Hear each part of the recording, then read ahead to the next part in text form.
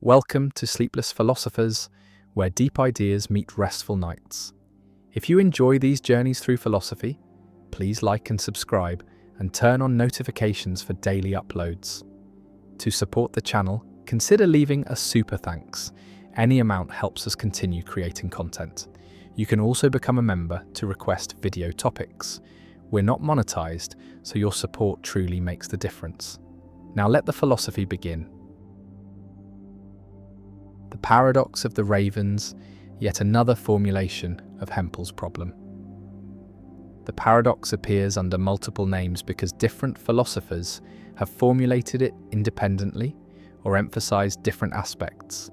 And the paradox of the ravens is essentially identical to the paradox of confirmation and to the raven paradox, all referring to Hempel's discovery that observing non-black non-ravens logically confirms the hypothesis that all ravens are black, and this formulation emphasizes the ravens themselves, emphasizes that the hypothesis is about a specific class of objects, ravens, and yet evidence can come from observing completely different objects, apples and shoes and clouds, and the paradoxical nature lies in this disconnect between what the hypothesis is about and what confirms it, between the subject matter and the evidence, and calling it the paradox of the ravens highlights this strange relationship, makes explicit that ravens are the subject of the hypothesis, but need not be the subject of confirming observations. The multiplicity of names reflects the paradox's importance, its centrality to philosophy of science, because a problem this fundamental is rediscovered repeatedly, is approached from different angles, and each formulation brings slightly different emphasis, highlights different aspects of the puzzle, and some formulations focus on confirmation theory, on the formal logic of evidence, while others focus on scientific practice, on what scientists actually do when testing hypotheses, and still others focus on intuitions, on the clash between logical conclusions and common sense judgments. And all these perspectives are valuable, all contribute to understanding the paradox, and the proliferation of names is a sign of the paradox's richness, its ability to raise questions at multiple levels, from technical issues in confirmation theory to broad questions about scientific method. The paradox also connects to debates about Bayesian versus frequentist approaches to statistics and inference, because Bayesians have a ready answer to the paradox, can explain using Bayes' theorem why red apples confirm that all ravens are black, but provide only negligible confirmation, while frequentists struggle more, find it harder to explain the asymmetry between observing ravens and observing non-ravens. And this has led some philosophers to see the raven paradox as evidence for Bayesianism, as showing that Bayesian methods are better equipped to handle confirmation than classical approaches, though others argue that the paradox is not decisive, that various approaches can accommodate it with appropriate modifications. The paradox remains a standard topic in philosophy curricula, a problem that every student encounters, and despite its age, despite being formulated in the 1940s, it continues to generate discussion, continues to appear in new papers and books, because it is simple enough to explain quickly, deep enough to sustain extended analysis, and challenging enough that no solution is universally accepted. And this combination makes it pedagogically valuable and philosophically important, a paradox that serves both as an introduction to philosophy of science and as a topic for advanced research.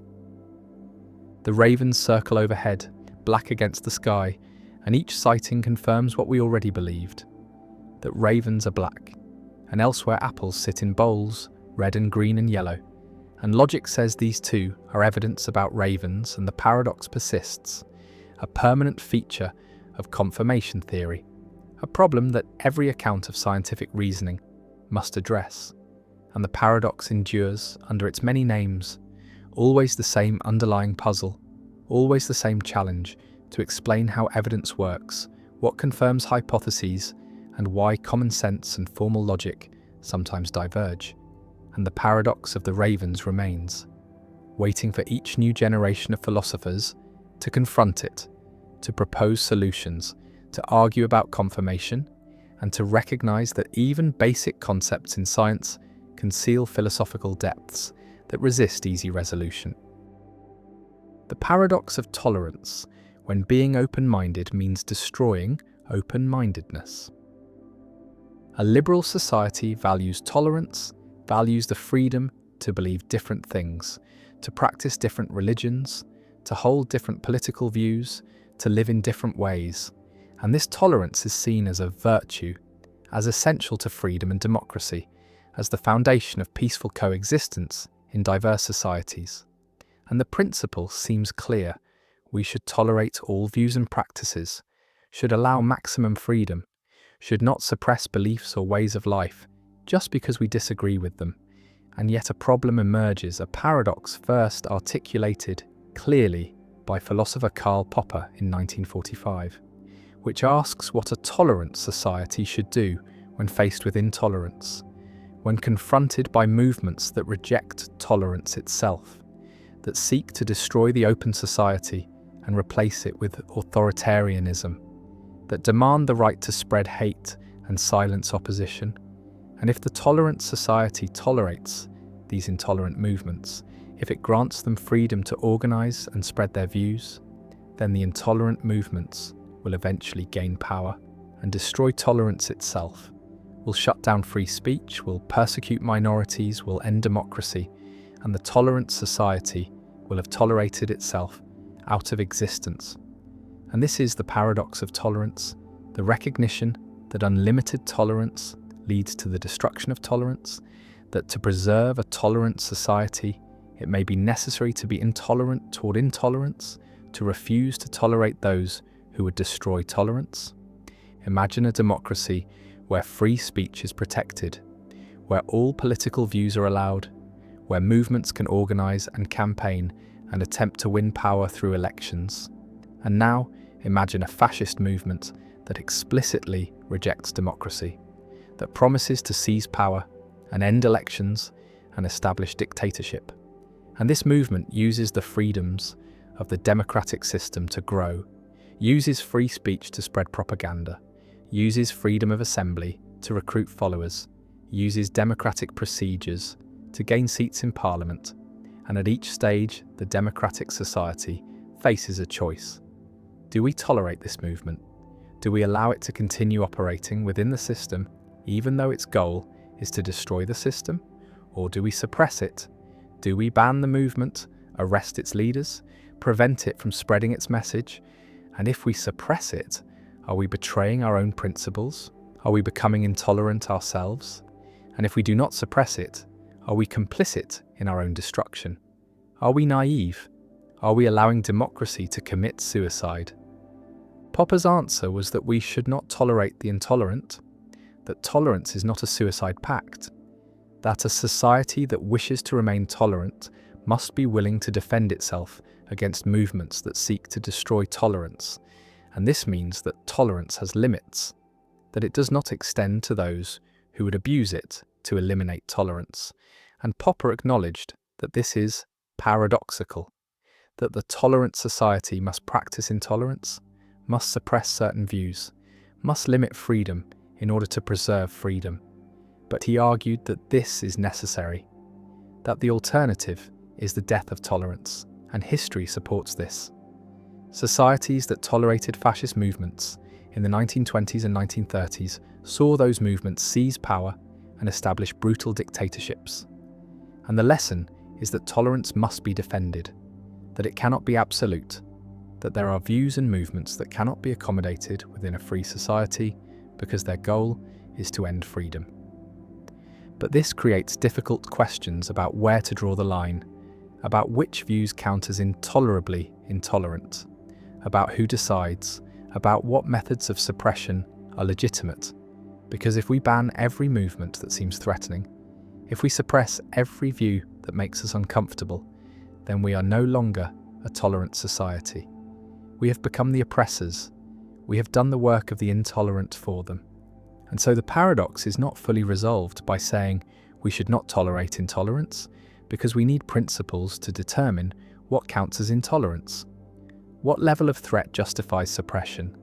And whether suppression means banning speech, banning organizations, arresting people, or merely refusing to engage, refusing to give platforms, refusing to treat intolerant views as legitimate options in public debate. Visualize a spectrum of intolerance. On one end are views that are merely offensive or unpopular, views that challenge prevailing norms, views that make some people uncomfortable.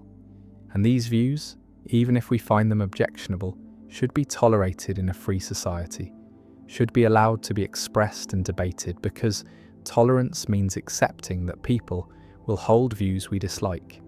And suppressing offensive views is censorship, is the tyranny of the majority, is the opposite of the tolerance we claim to value.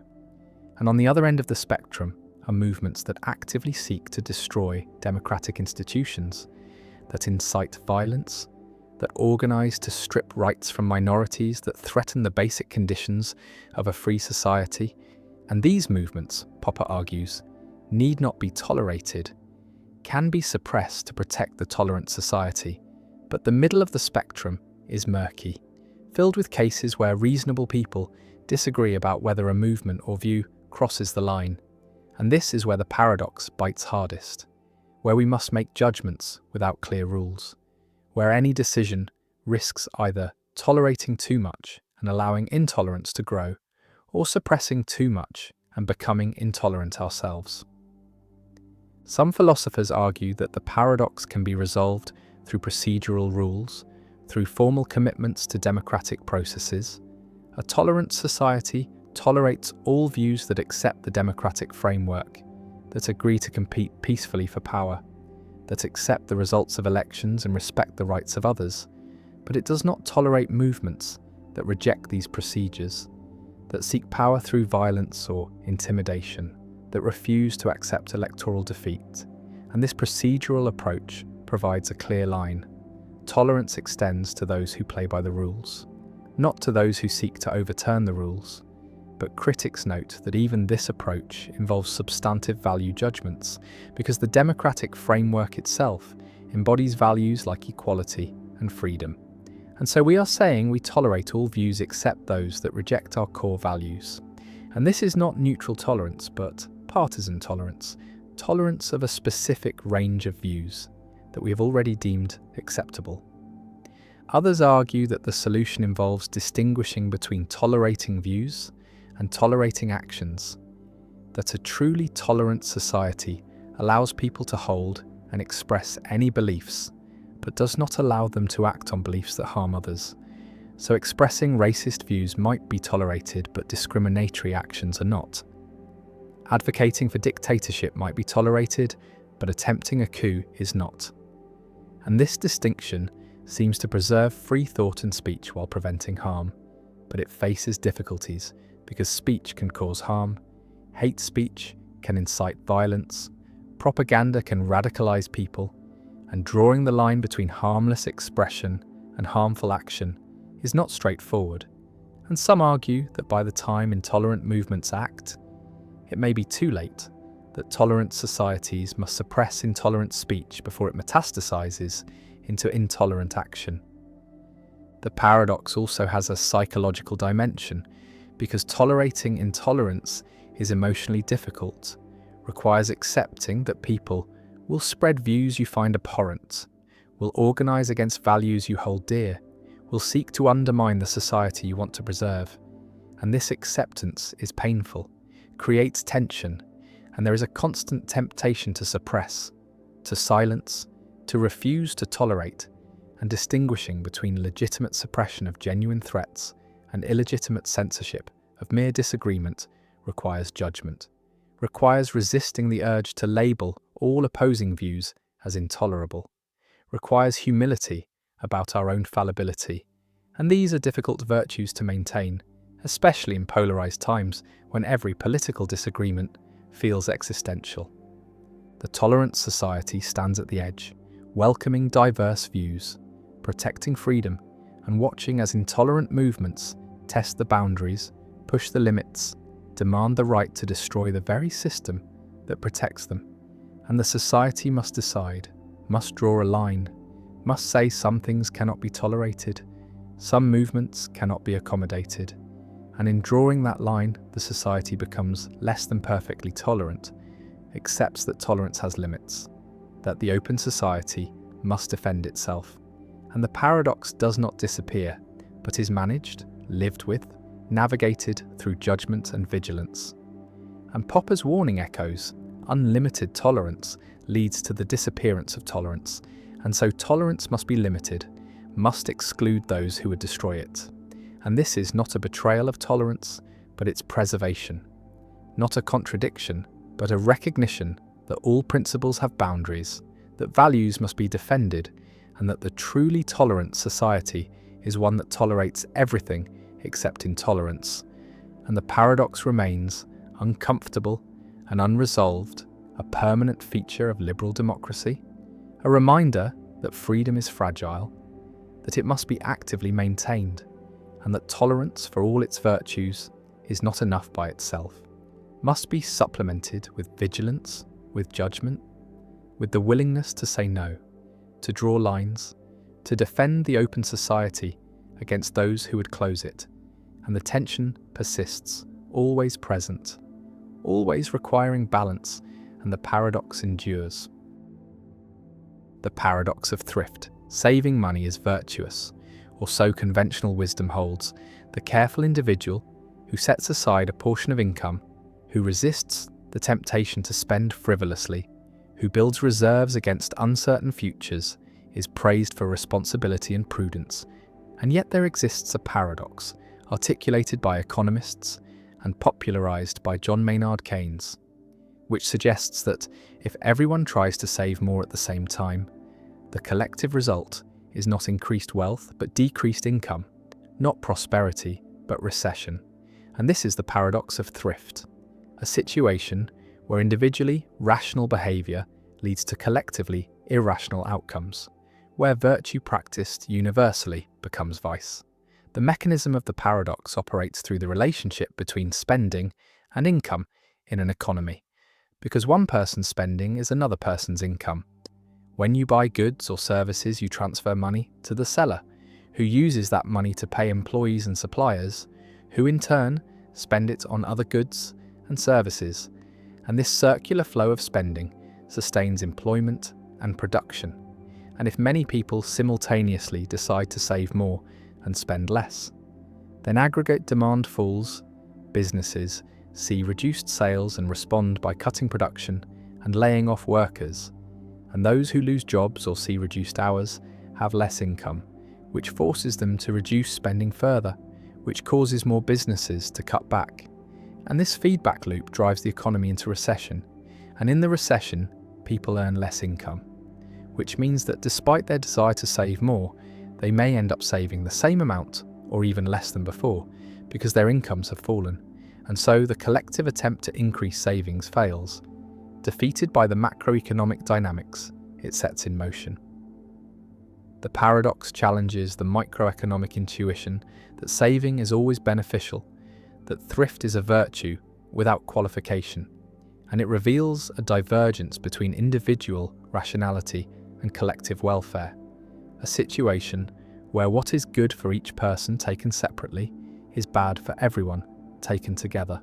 And this kind of divergence appears throughout economics, in the tragedy of the commons where individual overuse of shared resources leads to collective depletion, in the prisoner's dilemma where individual defection leads to mutually harmful outcomes, and in coordination failures where the inability to synchronize actions produces inefficiency.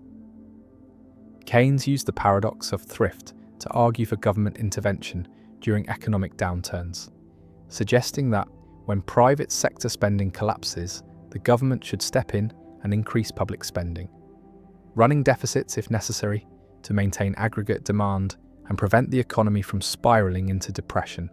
And this idea became a cornerstone of Keynesian economics, influencing policy responses to recessions for decades, though it remains controversial, with critics arguing that government spending is inefficient, that deficits impose costs on future generations, that markets are self-correcting, and will eventually restore full employment without intervention, and that the paradox of thrift does not apply in the long run because savings finance investment, which increases productive capacity and future income.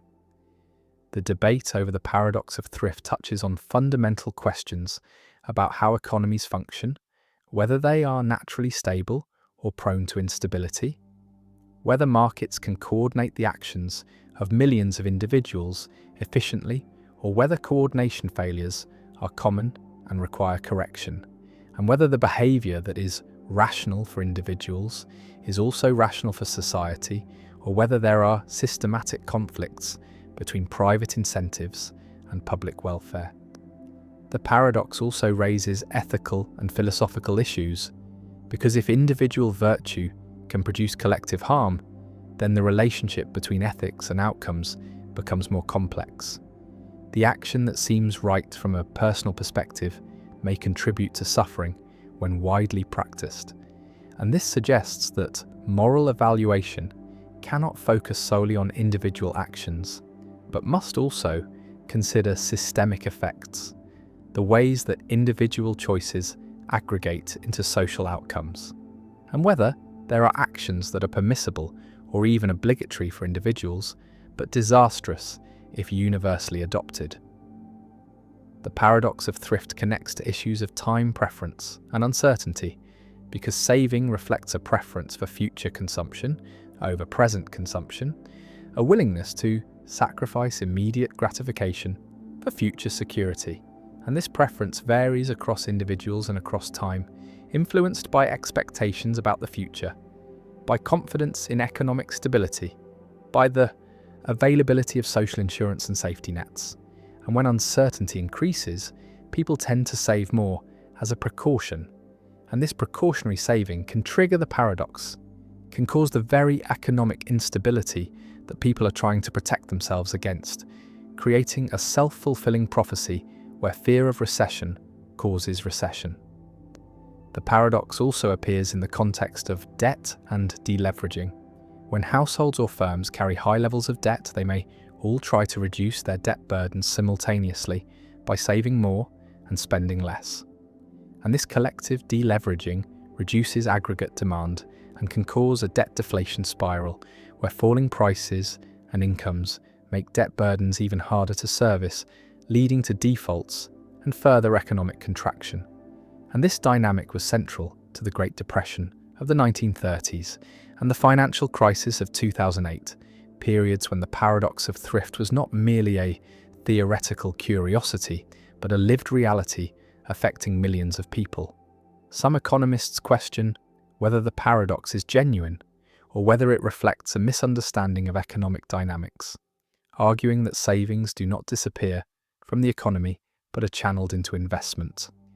That when people save more, banks have more funds to lend to businesses for productive investments, and these investments create jobs and income, and so in the long run, increased saving leads to increased capital accumulation and higher living standards. And the paradox only appears in the short run, when there is a coordination problem, when the financial system fails to efficiently convert savings into investment, or when there is a liquidity trap where interest rates are already at zero and cannot fall further to stimulate investment.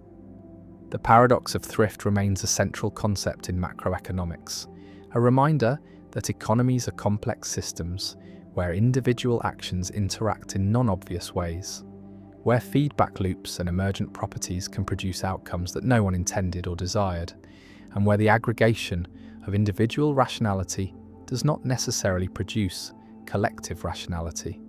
And it stands as a challenge to simplistic economic thinking, to the idea that what is good for one is good for all, to the belief that markets automatically harmonize individual interests with social welfare, and it forces recognition that economic policy cannot be based solely on microeconomic principles, that understanding the economy requires attention to aggregate demand, to expectations and confidence, to the circular flow of income and spending, and to the possibility that individually prudent behavior can, under certain conditions, create collective disaster, and the paradox lingers as a warning that virtue is context-dependent, that actions are not good or bad in themselves, but only in relation to the circumstances in which they occur and the effects they produce, and that the attempt to secure individual futures through increased saving can, paradoxically,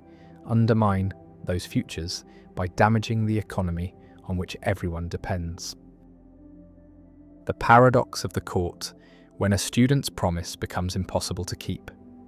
An ancient story tells of a law teacher named Protagoras and his student Euathlus, and they make an agreement.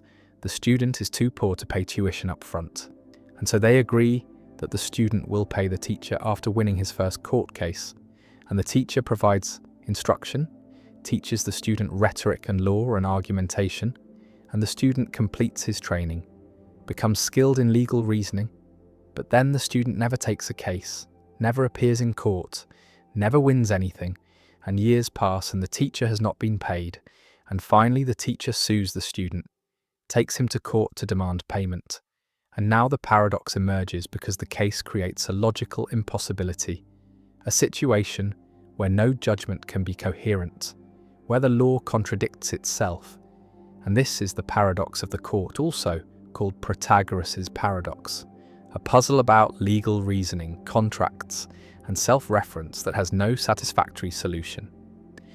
Imagine the trial. The teacher presents his case, arguing first that if he wins the lawsuit, then the court will order the student to pay, and the student will be legally obligated to pay the agreed tuition, and second, that if he loses the lawsuit, then the student has won his first case, and according to the original agreement, the student must pay after winning his first case, and so, either way, the student must pay, whether the court rules for the teacher or for the student. The contract ensures payment, and this argument seems impeccable, seems to show that the student cannot avoid payment, that filing the lawsuit was a clever move, that forces the student into a position where any outcome requires payment. But now the student, trained in rhetoric by the teacher himself, presents a counter-argument of equal force, arguing first that if he wins the lawsuit, then the court will rule in his favour, and he will not be legally obligated to pay, and second, that if he loses the lawsuit, then he has not won his first case, and according to the original agreement, he only pays after winning his first case, and so either way, he does not have to pay. Whether the court rules for him or against him, the contract protects him from payment, and this argument also seems impeccable, seems to show that the student cannot be forced to pay, that the lawsuit was a mistake that creates a situation where no outcome requires payment. Visualize the judge sitting in court, listening to both arguments, recognizing that both are logically valid, both follow from the premises, both reach opposite conclusions, and the judge must render a verdict, must decide whether the student pays or does not pay. But any decision seems arbitrary, seems to violate logic, because if the judge rules for the teacher, then the student wins his first case and does not have to pay, according to the contract. And if the judge rules for the student, then the student loses and does have to pay, according to the contract. And so, the judge's decision determines the opposite of what it declares, creates a self-contradicting outcome, and the law becomes incoherent, and the case cannot be decided without paradox. The paradox reveals a problem with self-referential contracts, contracts whose terms depend on the outcome of litigation about those very terms, because such contracts create loops, create situations where the contract's fulfillment depends on whether the contract is enforced, and whether it is enforced depends on whether it is fulfilled. And this circular dependency generates contradictions, makes it impossible to apply the law consistently, and the paradox shows that some contracts, even if agreed to voluntarily by competent parties, are legally unenforceable, not because they violate public policy or lack consideration, but because they are logically incoherent, because no court can implement them without contradiction. One proposed resolution is to distinguish between two different questions: the question of whether the student owes the teacher money according to the contract, and the question of whether the court should order the student to pay, and these are separate issues. The contract might create an obligation, that the court nonetheless refuses to enforce. And the court could rule in favour of the student on the narrow question of whether the lawsuit succeeds, while still recognising that the student has a moral obligation under the contract to pay once he wins his first case elsewhere. And this resolution separates legal enforcement from contractual obligation, allows both arguments to be partially correct. The teacher is right that the student owes money. The student is right that the court should not order payment, and the paradox dissolves because the two contradictory outcomes apply to different questions. Another resolution appeals to temporal priority, arguing that the lawsuit itself does not count as the student's first case for purposes of the contract, because the contract was made before the lawsuit, and counting the lawsuit as the first case would mean the contract refers to itself, which creates the paradox. And so the court should interpret the contract as referring to the first case other than the lawsuit about the contract itself. And under this interpretation, if the teacher wins the lawsuit, the student must pay, because the lawsuit is not the first case that triggers payment. And if the student wins the lawsuit, the student does not pay, because the student still has not won a first case other than this one. And the paradox is resolved by excluding self-referential applications of the contract terms. A third resolution argues that the contract is void because it is impossible to perform, because there is no possible world where the terms are satisfied without contradiction, and impossible contracts are unenforceable. And so the judge should declare the contract void and dismiss the case, leaving the student with no legal obligation, but perhaps a moral obligation to pay the teacher for services rendered. And this resolution sacrifices the contract to preserve logical coherence, treats the paradox as showing that the agreement was fatally flawed from the beginning. The paradox also raises questions about the limits of freedom of contract, about whether parties should be allowed to make any agreement they choose, or whether law should refuse to enforce agreements that are logically incoherent. And most legal systems recognize some limits, refuse to enforce contracts that are impossible, illegal, or against public policy, and the paradox of the court suggests adding logical coherence as another limit, another requirement for enforceability. And this means that contracting parties cannot create obligations that are self-referentially paradoxical, cannot make agreements whose terms depend on their own enforcement in ways that generate contradictions. The paradox has modern analogues in cases involving conditional gifts and trusts, where someone leaves property to another person on condition that the recipient perform some act. And if the act is defined in terms of legal outcomes about the gift itself, then paradoxes can arise, similar to the ancient case of the teacher and student, and courts have developed various doctrines to handle these cases, generally interpreting conditions to avoid self-reference, to prevent the kind of logical loops that the paradox of the court exemplifies. The courtroom stands empty, the ancient case unresolved, the judge unable to render coherent judgment, and the paradox remains a teaching tool in logic and law, an illustration of how self-reference creates problems, how circular definitions generate contradictions, and how even voluntary agreements between competent parties can be unenforceable if their structure is logically incoherent. And Protagoras and Euathlus remain frozen in their dispute, both right and both wrong, both entitled to payment and entitled to refuse payment.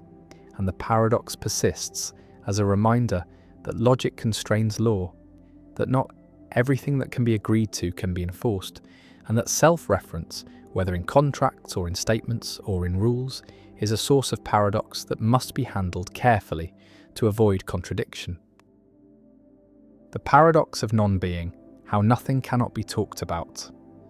A philosopher attempts to state a simple truth, attempts to say that something does not exist, attempts to assert that unicorns are not real, that they have no being, that they are nothing, and yet stating this seems impossible, seems paradoxical, because to say that unicorns do not exist is to say something about unicorns, is to refer to them, to make them the subject of a statement.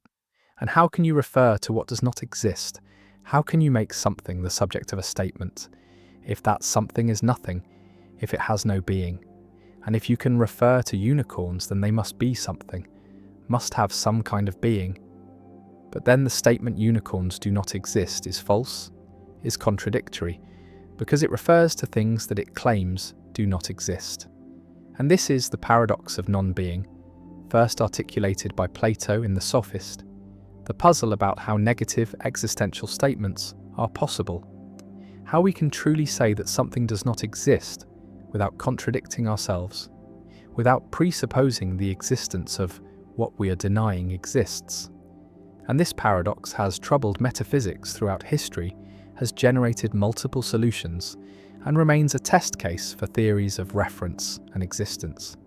Imagine trying to deny the existence of something, trying to say that Zeus does not exist, that there is no such God, and the statement seems straightforward, seems obviously true, but analysing the statement reveals problems because the statement is about Zeus, makes Zeus the subject, and subjects of statements must be something, must have reference, must be objects that the statement is about. And if Zeus is the subject, then Zeus must exist in some sense, must be something rather than nothing. But the statement says Zeus does not exist, says Zeus is nothing. And so the statement seems self-refuting, seems to both presuppose and deny the existence of its subject. And this is the paradox, that negative existentials, statements denying existence, seem impossible to state without contradiction.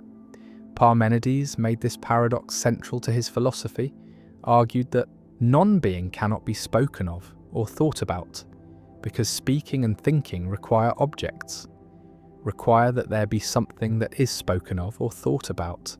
And non-being is not something, is nothing. And so non-being is inexpressible, unthinkable. And from this Parmenides concluded that non-being does not exist, that everything that is exists, that reality is one unchanging being, and change is impossible because change would require something to come into being from non-being or to pass into non-being, and both are impossible. And this radical conclusion follows from taking the paradox of non-being seriously, from accepting that we cannot coherently speak of what does not exist. Visualize the paradox as a linguistic trap. When you say X does not exist, you seem to refer to X, and reference requires that X be something, and if X is something, then X exists. And so the statement is self-refuting, and yet negative existentials seem to be true, seem to be among the most basic truths. And we need to explain how they can be true without contradiction, how we can deny existence without presupposing it. And this requires a theory of reference that allows reference to non-existence, or that reinterprets negative existentials so they do not really refer to their apparent subjects. One solution proposed by Russell denies that names like Zeus refer to objects, analyzes them as disguised descriptions, and Zeus does not exist becomes, there is no unique object that has all the properties attributed to Zeus in mythology. And this existential statement does not refer to Zeus, does not presuppose any object, but simply denies that the description is satisfied. And this allows negative existentials to be true, without paradox, without reference to non-existence. And Russell's theory of descriptions has been widely adopted as solving the paradox, as showing that negative existentials do not actually have the logical form they appear to have, do not refer to their apparent subjects. Another solution from free logic distinguishes between existence and reference, allows that terms can refer without presupposing existence, and negative existentials are statements that deny existence while preserving reference, and this requires revising classical logic, requires allowing that some terms refer to nothing, are empty names, and statements containing empty names can still be meaningful, can still have truth values. And Zeus does not exist is true because Zeus is an empty name, refers to nothing, and the statement denies existence without presupposing it. And free logic has been developed extensively, provides formal semantics for empty names, and handles the paradox by liberalizing logic to allow reference without existence. A third solution, from Meinongian approaches, accepts that non-existent objects are real in a broad sense, have being even if they lack existence, and Zeus does not exist is true, because Zeus is a non-existent object, has being but lacks existence, and statements about Zeus refer to this non-existent object, and the paradox is dissolved because reference does not require existence, only requires being, and non-existent objects have being, have properties, can be subjects of true statements, and this solution preserves the intuition that negative existentials refer to their subjects, while denying that reference requires existence.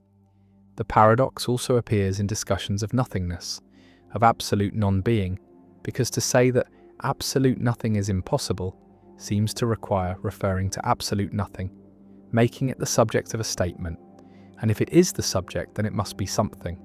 And so the statement that nothing is impossible presupposes that nothing is something, and this generates contradiction, and Heidegger made this paradox central to his philosophy, explored the nature of nothingness, argued that nothing is not a thing, but is the horizon of being, the possibility of non-being that makes being intelligible, and discussing nothing requires special language, requires recognizing that nothing is not an object, but is something more fundamental, and the paradox shows limits of ordinary language, shows that metaphysics pushes language beyond its designed capacities. Some philosophers embrace the paradox, accept that there are true contradictions, dialetheas, statements that are both true and false, and negative existentials are examples, are both true because they correctly deny existence, and false because they refer to their subjects, and reference presupposes existence. And this paraconsistent approach accepts contradiction, develops logics that allow true contradictions without explosion, without allowing everything to be provable. And while controversial, paraconsistent logic provides one way of handling the paradox, accepts that negative existentials are genuinely paradoxical, are both true and false. The statement stands: Zeus does not exist, unicorns are not real, nothing is something, and the paradox remains, hovering over negative existentials, challenging theories of reference, forcing recognition that denying existence is not as simple as it seems, that we cannot straightforwardly say that something is nothing without creating logical tension, and the paradox of non-being endures as one of the oldest problems in philosophy, a problem recognized by Plato, central to Parmenides, unresolved by centuries of analysis. And various solutions exist, various ways of dissolving or accepting the paradox, but no consensus emerges, and the paradox persists, a reminder that language struggles to express non-existence, that negation creates puzzles, and that the boundary between being and non-being resists clear articulation. The paradox of value, why what we need most costs least.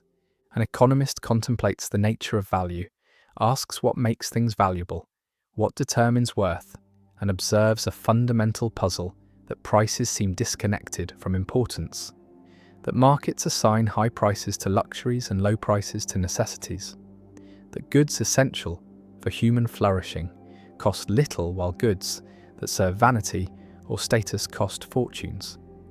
And this is the paradox of value, the broader version of the diamond water paradox, the puzzle that spans across all goods and services. And the paradox asks why healthcare is expensive, while entertainment is cheap in some places and the reverse in others, why teachers are paid less than entertainers, why life-saving drugs are affordable in some markets and unaffordable in others, why the allocation of value by markets seems misaligned with human needs, with moral worth, with social importance. And this paradox has troubled economic thinking since ancient times, has been discussed by philosophers from Aristotle to Marx, and while modern economics offers explanations through supply and demand, through marginal utility, through market equilibrium, the paradox retains moral force, retains the sense that something is wrong, that prices should reflect importance, that markets fail to value correctly, and the paradox of value remains a central challenge for defending market allocation, for justifying price mechanisms, for explaining why efficient markets can produce what seem like perverse valuations. Imagine comparing different goods by their importance to human welfare. And air is essential, sustains life, is necessary for survival, cannot be done without for more than minutes. And yet air is free, has zero price, costs nothing. While gold is non-essential, serves no biological function, is desired only for decoration or a store of value.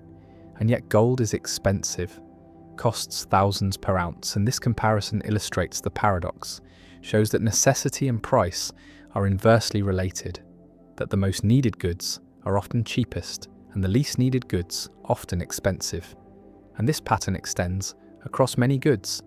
Water is cheap, housing varies but is often expensive, healthcare is expensive in many places, education costs are rising, food prices are moderate, while luxuries like jewellery, sports cars, yachts, artwork all command premium prices. And the pattern suggests that markets value incorrectly, value luxury over necessity, value status over survival. And this creates moral discomfort, creates the sense that market allocation is unjust, is misaligned with human values. The paradox of value demonstrates the tension between exchange value, what markets assign, and use value, what humans need. And Marx emphasized this distinction, argued that capitalism systematically undervalues use value, undervalues goods necessary for life, while overvaluing exchange value, overvaluing goods that serve accumulation. And this misalignment is not accidental, but is structural, is inherent in market systems that allocate based on willingness to pay rather than on need. And those with money can bid up prices of luxuries, while those without cannot bid up prices of necessities. And markets respond to money, not to need. And this explains the paradox. It explains why diamonds are expensive and water cheap. Because those who want diamonds have money to pay high prices, while those who need water cannot afford high prices. And markets clear at prices that balance supply and demand among those with purchasing power, not among all humans with needs. Visualize the paradox as revealing different concepts of value: economic value, defined by market prices determined by supply and demand, and purchasing power, and moral or social value, defined by importance to human welfare, determined by needs and flourishing. And these two concepts diverge, are not aligned. And economic value is amoral, is neutral about what should be valued, reflects only what is valued by those with money to spend, while moral value judges that some goods are more important than others, that necessities matter more than luxuries, that human needs should be prioritized. And the paradox is the gap between these concepts, is the recognition that markets do not track moral value, do not allocate according to importance. And this gap creates the sense that markets are unjust, are inadequate for distributing goods that matter most. One response to the paradox of value is that markets are efficient, are good at allocating resources to maximize satisfaction of preferences weighted by willingness to pay. And while this may not align with moral importance, it is the best available system, is better than alternatives, like central planning, which face information problems and incentive problems. And markets at least respond to decentralized information about preferences, at least allow individuals to make choices. And efficiency does not require tracking moral importance, requires only that resources go to those who value them most as measured by willingness to pay. And this response accepts the paradox, accepts that markets do not and should not track moral value, argues that moral allocation should be achieved through other means, through taxation and redistribution, through public provision of essential goods, through regulation that ensures access to necessities, and markets should be left to allocate efficiently while other institutions address moral concerns. Another response questions whether the paradox is real, argues that necessities actually are valuable, are provided at low cost because markets are efficient at producing them, because competition drives prices down, and the reason necessities are cheap is that we have solved the production problem, have made them abundant, and abundance is good, is the goal. And the paradox mistakes low price for low value, confuses market price with social importance. And in fact, low prices for necessities mean high consumer surplus, mean people benefit greatly from access to cheap necessities. And this is success, not failure. Is markets working well? Not markets failing. And the paradox dissolves once we recognize that low prices for necessities reflect abundance and efficiency rather than lack of value, and high prices for luxuries reflect scarcity and inefficiency rather than high value. A third response embraces the paradox, accepts that markets misallocate, argues that essential goods should not be left to markets, should be provided through public systems, through universal healthcare, through public education, through subsidized housing, and markets can allocate luxuries, can determine who gets diamonds and yachts. But necessities are different, require different allocation mechanisms, require ensuring universal access regardless of ability to pay. And this social democratic response uses the paradox to argue for limits on markets, for sectors where market allocation is inappropriate, where public provision is necessary, and the paradox becomes an argument for mixed economies, for market allocation in some domains and public allocation in others. The paradox also appears in labour markets, where compensation seems misaligned with social importance, and teachers are paid less than entertainers, nurses less than financiers, social workers less than lawyers, and this pattern suggests that markets undervalue socially important work, undervalue contributions to welfare and education and care, while overvaluing contributions to entertainment and finance. And this creates moral discomfort, creates the sense that labour markets are unjust, and explaining the pattern requires understanding supply and demand for labour, requires recognising that compensation reflects scarcity and productivity as measured by market value, not social importance, and teachers are abundant relative to demand while CEOs are scarce, and market productivity of CEOs as measured by profit contribution exceeds that of teachers. And these factors determine compensation, not social importance. And this explains the pattern but does not eliminate the moral concern, does not resolve the sense that something is wrong with a system that pays entertainers more than educators. Some argue that the paradox of value reveals limits of price as measure of value, reveals that not everything important can be priced, that some goods resist commodification, that markets are appropriate for some goods and inappropriate for others, and market prices are useful for allocating produced commodities but are inadequate for allocating access to health, education, safety, justice, and these latter goods require different allocation mechanisms, require treating them as rights or entitlements rather than as commodities to be purchased. And the paradox supports this view, supports the idea that markets have limits, that not everything should be for sale, that some forms of value resist market logic. The necessities remain cheap, the luxuries remain expensive, and the paradox persists. Prices diverge from importance, exchange value diverges from use value, markets allocate without regard to need, and the pattern continues, and the paradox of value endures as a permanent feature of market systems, endures as a moral challenge to market allocation, and resolving the tension requires either accepting that markets are amoral, are efficient but not just, and supplementing markets with institutions that ensure access to necessities, or rejecting markets for essential goods, replacing market allocation with public provision. And the paradox remains unresolved and troubling, showing that what we need most costs least, that prices do not track importance, that markets value incorrectly from a moral perspective, even if correctly from an economic perspective, and the paradox endures. The paradox of free will. Why choice seems both real and impossible. A person stands at a crossroads, two paths diverging, and must choose which way to go. And the person deliberates, weighs options, considers consequences, and makes a decision. Chooses one path. And this choosing feels free, feels like the person could have chosen otherwise. Like the decision was truly up to them, genuinely within their control. And yet the person's decision is the result of brain processes, is caused by prior states of neurons, by chemical reactions, by electrical signals. And these processes are themselves caused by earlier states, by genetics and experience and current circumstances. And the chain of causation extends back through the person's life, through evolution, through the physical history of the universe.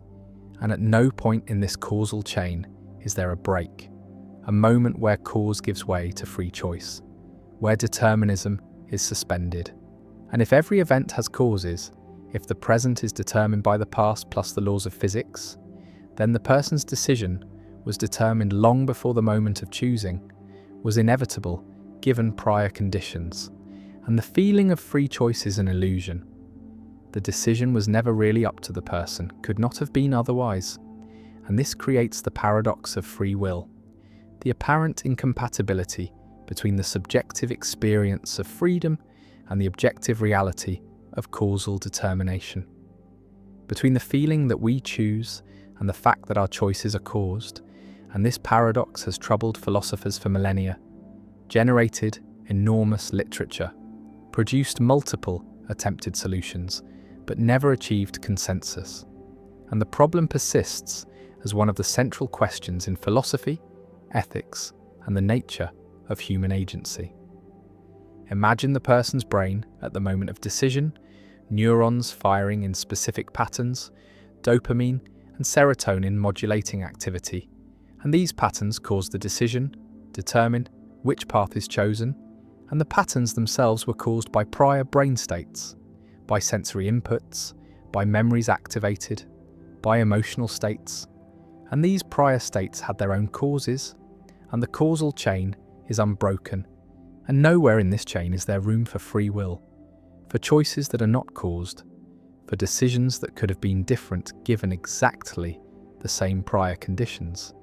And if determinism is true, if the laws of physics determine everything, then free will seems impossible, seems to be a conceptual confusion, and yet the feeling of freedom persists, and we hold people responsible for their actions, praise and blame them, treat them as if their choices were free, and the legal system, morality, social practices all assume free will, assume that people could have done otherwise.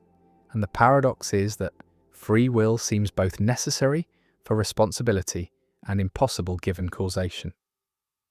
The paradox generates three main positions: compatibilism, which says free will is compatible with determinism, incompatibilism, which says they are incompatible, and libertarianism, not political libertarianism, but metaphysical libertarianism, which accepts incompatibility and argues that determinism is false, that humans have genuine free will, and different philosophers defend each position with different arguments, and no consensus emerges, and the debate continues, and the paradox remains unresolved, and perhaps unresolvable, and this might reflect a deep feature of human existence, that we cannot escape the feeling of freedom, even if we become convinced intellectually that freedom is impossible, that the first-person perspective of deliberation requires treating ourselves as free even if the third-person perspective of science shows that we are determined. Visualize determinism as a timeline. The state of the universe at one time, plus the laws of physics, determines the state at the next time. And this determination is complete, includes everything, includes brain states and decisions, and the timeline is like a film that has already been recorded, and we are living through it, experiencing events as they unfold, but the sequence is fixed, was fixed by initial conditions billions of years ago, and our decisions as frames in this film are determined by previous frames. And no alternative timeline is possible given the initial conditions and the laws. And if this picture is correct, then the feeling of having options, of being able to choose differently, is illusory. We could not have chosen differently. The decision was already encoded in the prior state of the universe, and we are not free.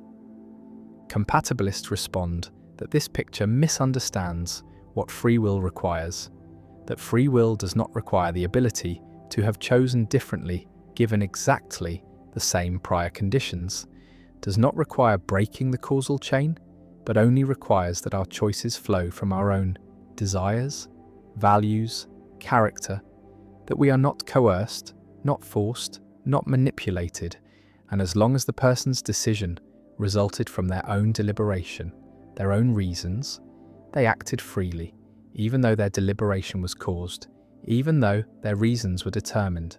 And free will is compatible with determinism because free will is about the source of action, about whether it comes from the agent's own psychology, not about whether it is uncaused. Incompatibilists reject compatibilism, argue that if determinism is true, then everything we do was determined by factors beyond our control.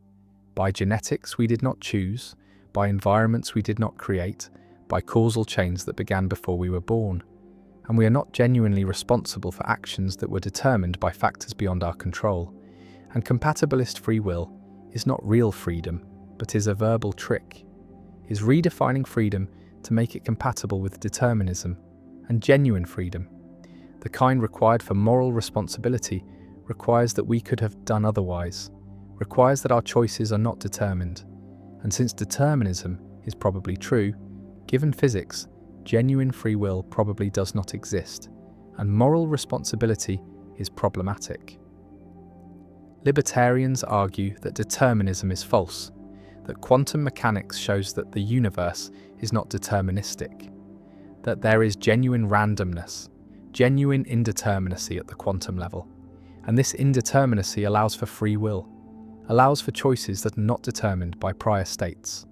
But critics respond that randomness is not freedom, that random neural processes do not give us control over our actions, do not make us responsible, and adding randomness to determinism does not create free will, creates only determinism plus chance, and neither determination nor chance gives us the control required for responsibility.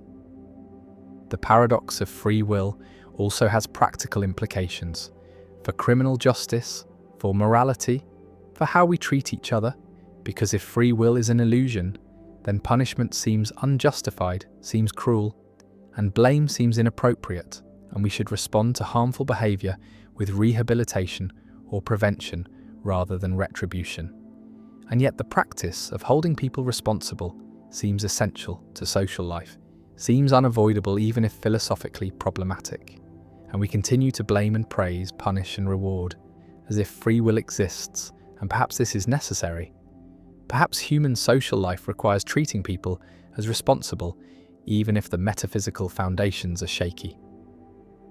The person stands at the crossroads, deliberates, chooses, and walks down one path, and whether this choice was free remains disputed, remains one of philosophy's hardest questions, and the paradox endures.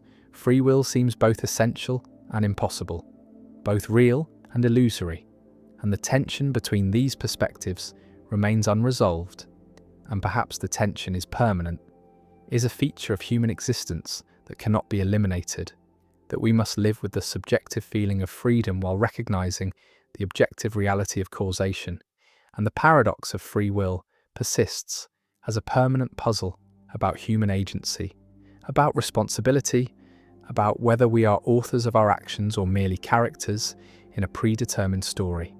And the question remains open, continues to generate debate, continues to matter for ethics and law and self-understanding.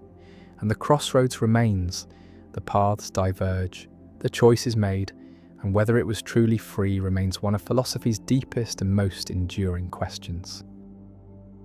The paradox of power. Why having power makes you lose it. A leader gains power through competence, through understanding others' needs, through empathy and social intelligence, through building coalitions and reading situations accurately. And these qualities enable the rise to power, enable winning support, enable navigating social hierarchies, and the leader reaches positions of authority, gains control over resources, gains ability to make decisions affecting others, and then something changes. The experience of having power alters the psychology of the powerful, reduces empathy, reduces perspective-taking, increases confidence, increases risk-taking, and these changes are the opposite of what brought power, are the erosion of the very qualities that enabled gaining power. And this is the paradox of power, described by psychologist Daché Keltner and others. The finding that power changes people, makes them less attuned to others, less socially intelligent, less effective at the behaviours that won them power, and powerful people become entitled, become overconfident, become less accurate in reading social situations. And these changes lead to misuse of power, lead to decisions that harm subordinates, lead to loss of support, and eventually lead to loss of power itself. And the paradox shows that power contains the seeds of its own destruction, that having power undermines the qualities necessary to maintain power.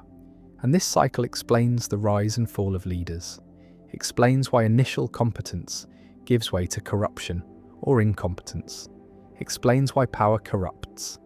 And the paradox has implications for understanding leadership, for recognizing that power is dangerous, that maintaining power requires deliberate effort to preserve the qualities that win power, requires resistance to the psychological effects of having power. Imagine the psychological changes that occur when someone gains power, gains control, gains authority, and research shows that power activates the behavioral approach system, increases focus on rewards, increases willingness to take risks, and simultaneously, power deactivates the behavioral inhibition system, reduces attention to threats, reduces concern about others' reactions, and these changes make powerful people more action-oriented, more decisive, but also less careful, less considerate. And experiments demonstrate this, show that people primed to feel powerful are more likely to interrupt others, to speak out of turn, to violate social norms, to take what they want without considering others, and powerful people literally see less, attend less to others' emotions, are worse at identifying facial expressions, are less accurate in reading social cues.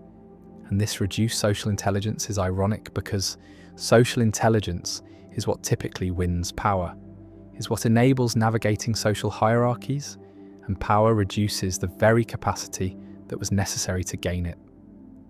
The paradox of power demonstrates that power is self-undermining, that the experience of having power changes people in ways that make them worse at wielding power, that the psychological effects of power include overconfidence, reduced empathy, increased risk-taking, reduced constraint, and these effects lead to mistakes, lead to alienating subordinates, lead to poor decisions, and eventually lead to loss of power. And the cycle repeats. New leaders rise through empathy and social intelligence, gain power, lose these qualities, make mistakes, lose power. And the paradox is that the qualities needed to gain power are different from or opposite to the psychological effects of having power. And this mismatch drives the cycle, drives the rise and fall of leaders. And preventing the cycle requires awareness, requires powerful people to recognize the psychological effects of power and deliberately compensate, deliberately maintain empathy, deliberately attend to others, deliberately resist the natural effects of power. Visualize the paradox as a feedback loop. Gaining power reduces empathy. Reduced empathy leads to poor decisions. Poor decisions alienate supporters. Alienated supporters withdraw support. Withdrawn support leads to loss of power, and the loop is negative, is self-reinforcing, is a cycle that drives powerful people toward downfall. And breaking the loop requires intervention, requires powerful people to resist the psychological effects of power, requires institutional checks that constrain power, requires cultures that maintain accountability, and without such mechanisms, the loop runs its course, power leads to its own destruction, and the paradox unfolds. One mechanism underlying the paradox is the disinhibition effect, the finding that power reduces inhibition, reduces self-regulation, reduces the internal constraints that normally prevent people from acting on impulses, and powerful people feel freer to do what they want. Feel less constrained by social norms, feel less concerned about consequences, and this freedom can be positive, can enable decisive action, can overcome excessive caution, but it also leads to inappropriate behavior, leads to violations of norms, leads to taking advantage of others, and the disinhibition effect explains many abuses of power, explains why powerful people harass subordinates, why they take liberties, why they feel entitled, and the effect is not intentional malice, but is psychological change caused by having power, is reduced inhibition that allows latent tendencies to manifest. Another mechanism is the decreased perspective taking, the finding that power reduces the ability and motivation to understand others' perspectives, to imagine how situations look from others' viewpoints, and powerful people focus on their own goals, their own needs, and pay less attention to others. And this reduced perspective taking makes powerful people worse at negotiation, worse at building consensus, worse at understanding how their actions affect others, and these deficits undermine effectiveness, undermine leadership, and create the conditions for losing power. And the paradox is complete. Power reduces the social intelligence needed to maintain power. One response to the paradox is institutional design, creating checks on power, creating accountability mechanisms, creating regular reviews or elections that force powerful people to maintain support. And democratic systems embody this, have regular elections that remove leaders who lose support, and corporate boards have review processes. And these institutions mitigate the paradox by making power conditional, by requiring continued demonstration of competence, by preventing the complacency that power breeds. And effective institutions recognize the paradox, recognize that power corrupts, and design around it, create structures that limit the damage caused by the psychological effects of power.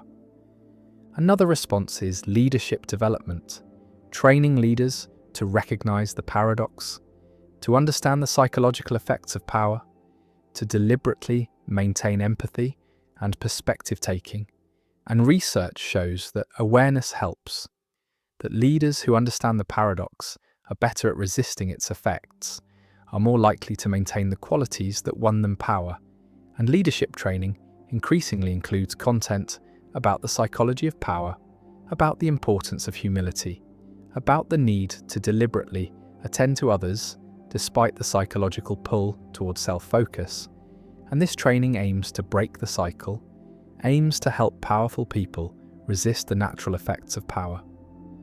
A third response is cultural, creating organizational cultures that value empathy, that reward perspective-taking, that punish abuse of power. And some organizations succeed at this, create environments where power does not corrupt, where leaders remain accountable, remain connected to subordinates. And these cultures require work, require deliberate effort to maintain, require norms that constrain power, that make abuse costly, and they require exemplars, require leaders who model healthy use of power, who demonstrate that power can be wielded without corruption. And these cultural interventions show that the paradox is not inevitable, is not deterministic, but can be managed through collective effort. The paradox also connects to ancient wisdom, to the recognition across cultures and eras that power corrupts, that absolute power corrupts absolutely, that leaders must guard against the temptations of power. And philosophers from Plato to Confucius recognized the paradox, recognized that power changes people, and their advice remains relevant, remains a warning that power is dangerous, that vigilance is necessary, that humility is essential, and the paradox of power shows that this ancient wisdom is psychologically accurate, is confirmed by modern research, is not merely moral preaching, but is description of how power actually affects people. The leader rises, gains authority, controls resources, makes decisions, and power begins its work, reduces empathy, increases overconfidence, loosens inhibitions, and the leader becomes less effective, less attuned, more self-focused, makes mistakes, alienates supporters, and the fall begins, and the paradox completes its arc. Power undermines itself. The qualities that won power are lost, and new leaders rise to repeat the cycle, and the paradox of power endures as a permanent feature of leadership, as a psychological reality that must be managed, that must be resisted, that must be constrained through institutions and culture and awareness. And the paradox remains inevitable and destructive unless deliberately countered, unless powerful people recognize the effects and fight them, unless societies build structures that limit the damage and the cycle continues. The rise and fall driven by the paradox that having power undermines the ability to keep it. The paradox of analysis, how explaining something makes it meaningless. A philosopher attempts to analyze a concept, to provide a definition that captures its meaning precisely, and suppose the concept is knowledge, and the philosopher proposes that knowledge is justified true belief. And this analysis, if correct, should be informative, should tell us something we did not already know about what knowledge is, should illuminate the concept by breaking it down into simpler components. But here emerges a paradox articulated by C.H. Langford and discussed extensively by G.E. Moore, because if the analysis is correct, then the analysandum, the concept being analysed, and the analysans, the analysis itself, must have the same meaning, must be synonymous, otherwise the analysis would be incorrect, would not capture what knowledge really is. But if they are synonymous, then stating the analysis provides no new information, becomes a tautology, becomes equivalent to saying knowledge is knowledge, which is trivial, tells us nothing.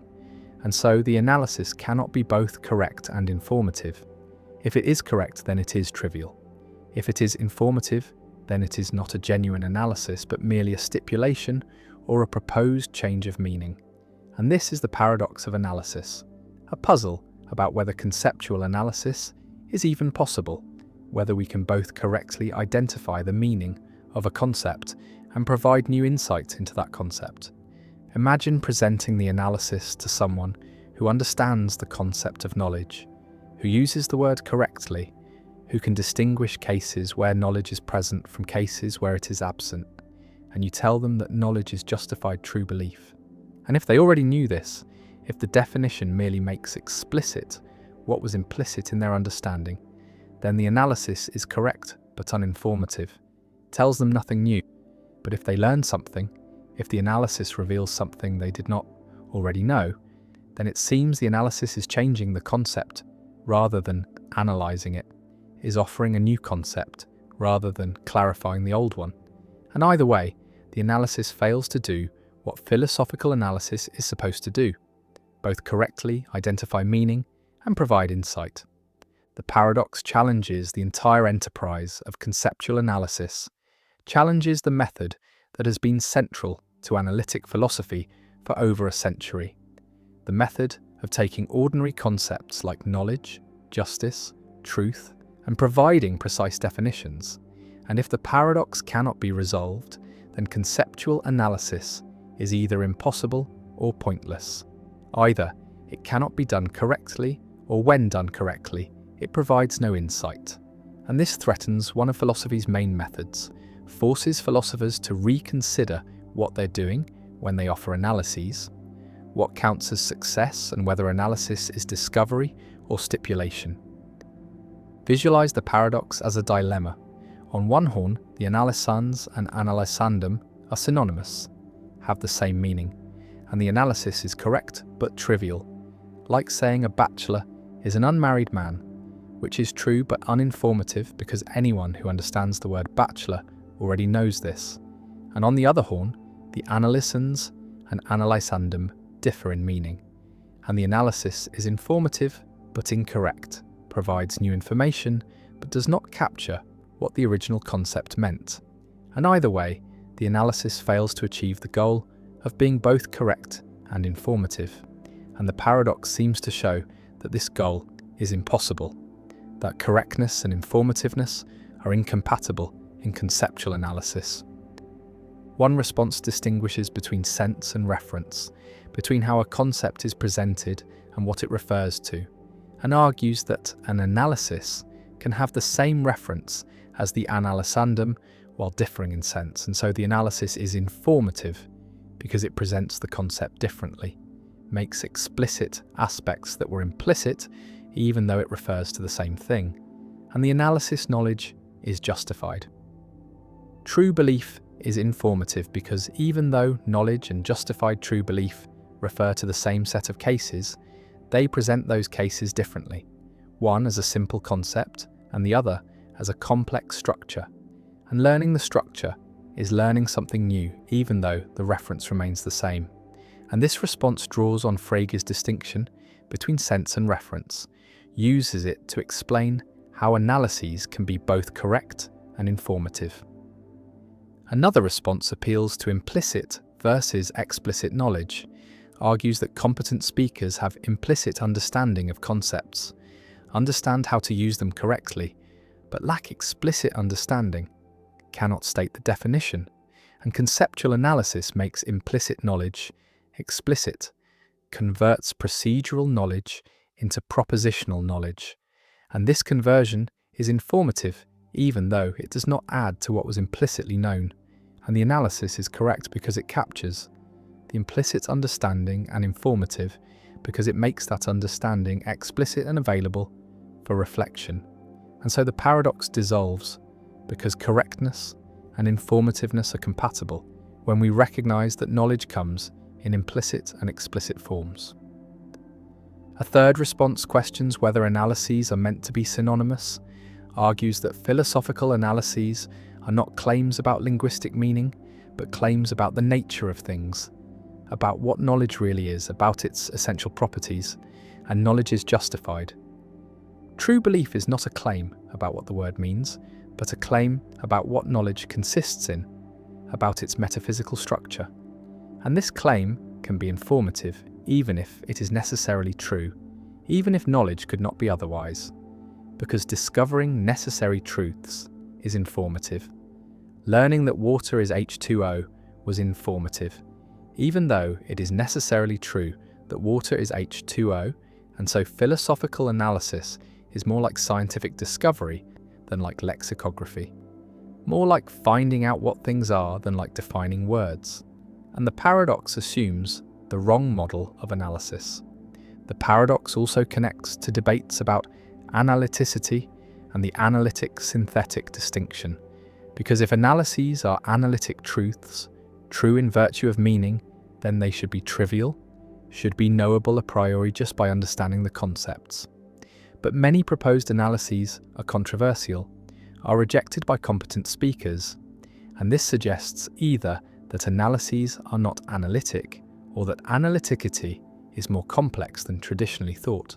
And Quine's critique of the analytic-synthetic distinction can be seen as embracing the paradox, as arguing that there are no purely analytic truths, that all statements are revisable, that meaning and fact are not sharply separated, and so philosophical analyses are not discoveries of meaning, but proposals for how to understand concepts, and their value is pragmatic, depends on whether they illuminate, rather than whether they are correct in some absolute sense.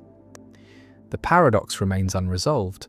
Different philosophers offer different solutions based on different theories of meaning and different conceptions of what philosophical analysis aims to achieve. And the paradox continues to challenge the methodology of analytic philosophy, forces ongoing reflection on what analysis is, what it can accomplish, and whether the goals of correctness and informativeness can be reconciled, or whether philosophy must choose between them. And the concept of knowledge sits waiting for analysis, and the philosopher proposes justified true belief. And the question remains whether this is a discovery or a stipulation, whether it is correct or informative, or neither or both. And the paradox persists a puzzle about philosophy's methods, about whether conceptual analysis is possible, about the relationship between understanding and articulation, between implicit grasp and explicit formulation, and whether the attempt to make our concepts precise enriches or distorts them, captures their meaning or creates new meanings, and the paradox endures as a permanent challenge to philosophical methodology, a question about whether philosophy can deliver on its promise to analyze and clarify concepts, or whether the very attempt to analyze creates a problem that cannot be solved without giving up either the goal of correctness or the goal of informativeness. And the analysis hangs there, proposed but problematic, informative or correct, but not both, and the paradox remains. The paradox of choice, why having everything makes us want nothing. A shopper stands in the cereal aisle of a modern supermarket, surrounded by hundreds of options, dozens of brands, each offering multiple varieties, chocolate cereals and fruit cereals and granola and organic options and sugar-free options and high-fiber options. And the shopper came with a simple goal, to buy cereal, but now faces a wall of choices, and minutes pass. Then more minutes, as the shopper reads labels, compares prices, weighs nutritional content against taste preferences, and the simple task becomes exhausting, becomes overwhelming, and eventually the shopper either picks something randomly just to escape the aisle, or leaves without buying anything at all, paralyzed by too many options. And this is the paradox of choice, articulated by psychologist Barry Schwartz. The observation that while having some choice is better than having none, having too many choices can actually make us worse off, can lead to decision paralysis, anxiety, dissatisfaction, and regret. And this paradox challenges the assumption that more freedom and more options always lead to better outcomes, suggests instead that there is an optimal amount of choice beyond which additional options become burdensome rather than beneficial. Imagine living in a world with few choices, a small village where there is one type of bread, one kind of shoe, limited options for occupation and lifestyle, and people generally wear what everyone wears, eat what everyone eats, follow the paths that tradition provides. And this limited choice can feel constraining, can prevent people from finding what truly suits them, can force them into roles and lifestyles that do not fit, but it also simplifies life, reduces the cognitive burden of decision-making, provides clear social scripts and expectations, and people in such societies often report high satisfaction because expectations are managed, because the gap between what they have and what they could have is small. And now contrast this with modern, affluent societies where choice proliferates endlessly, where every decision, from what to eat for breakfast to what career to pursue, involves navigating vast option spaces. And while this freedom allows for personalization, allows people to find exactly what they want, it also creates anxiety, creates the constant question of whether a better option exists, whether the choice made was optimal. And this anxiety erodes satisfaction even when the chosen option is good, because the existence of unchosen alternatives haunts a decision. The paradox operates through several psychological mechanisms. First is decision paralysis. When faced with too many options, the cognitive load of evaluating them becomes overwhelming. And rather than carefully comparing all options, people either make hasty decisions to escape the complexity or defer the decision entirely, avoid choosing at all. And this is why offering more product varieties can sometimes decrease sales, why adding options can reduce rather than increase engagement, because each additional option adds to the burden of decision-making, and at some point the burden exceeds the benefit and people opt out. Second is regret and second-guessing. When there are many options and you choose one, the existence of all the unchosen options creates opportunity for regret, creates the thought that perhaps one of the other options would have been better, and this regret is stronger when there are more alternatives because each alternative represents a path not taken, a potential source of better outcomes. And so the chosen option must compete not just with reality, but with imagination, with idealized versions of what the unchosen options might have provided, and actual outcomes rarely exceed these idealized counterfactuals. And so satisfaction decreases even when the choice is good. And this effect is amplified when choices are reversible, when you can change your mind, because reversibility keeps all options perpetually open, prevents commitment, prevents the psychological closure that comes from accepting a decision as final. Third is the escalation of expectations. When there are few options, we expect less. We accept what is available and feel grateful if it is good. But when there are many options, we expect to find exactly what we want, expect the perfect fit, and our standards rise. And this rising threshold means that good outcomes feel merely adequate rather than excellent. And satisfaction depends not on absolute quality, but on the gap between expectations and reality. And more choice raises expectations faster than it improves outcomes. And so, the net effect is decreased satisfaction, despite better products and more freedom. Visualize a graph with number of options on one axis and satisfaction on the other. And the relationship is not linear, but inverted U-shaped. Satisfaction rises as options increase from 0 to some moderate number, perhaps 5 or 10, because having some choice allows people to find something that fits their preferences. But beyond that optimal point, satisfaction begins to decline. And at very high numbers of options, satisfaction may even fall below the level experienced with minimal choice, because the cognitive and emotional costs of choosing exceed the benefits of additional options. And this inverted U captures the paradox, shows that more is not always better, that optimization requires moderation, that there is such a thing as too much freedom. The paradox has practical implications for product design, marketing, and policy. Companies that offer too many products may overwhelm customers and reduce sales, while companies that curate their offerings, that limit choice to a manageable set of high-quality options, may increase satisfaction and loyalty. And this is why successful brands often limit their product lines, why Apple offers relatively few models compared to competitors, why some restaurants have short menus. The limitation is not a failure, but a strategy, a recognition that customers benefit from being protected from too much choice, from having the decision space narrowed by experts who have already done the filtering. The paradox also affects personal life and well-being. Modern individuals face an unprecedented number of choices about identity, lifestyle, career, relationships, and consumption.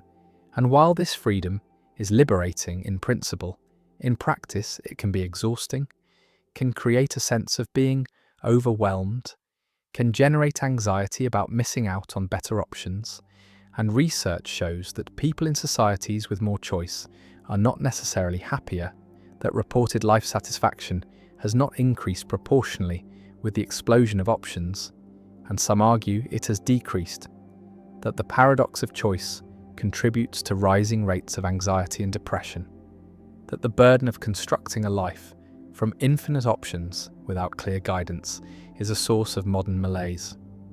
One response to the paradox is to adopt satisficing rather than maximizing as a decision strategy.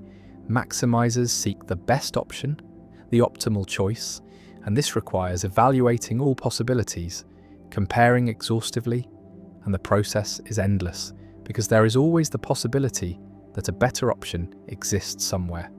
While satisficers set a threshold of good enough and choose the first option that meets that threshold, and satisficers experience less stress, less regret, and higher satisfaction because they commit to good options without torturing themselves about whether better options exist. And embracing satisficing is a way to opt out of the paradox, to limit self-imposed choice burden even when external options are numerous. Another response is to establish routines and defaults, to make decisions once and then follow the decision automatically in the future, to reduce the number of active choices required.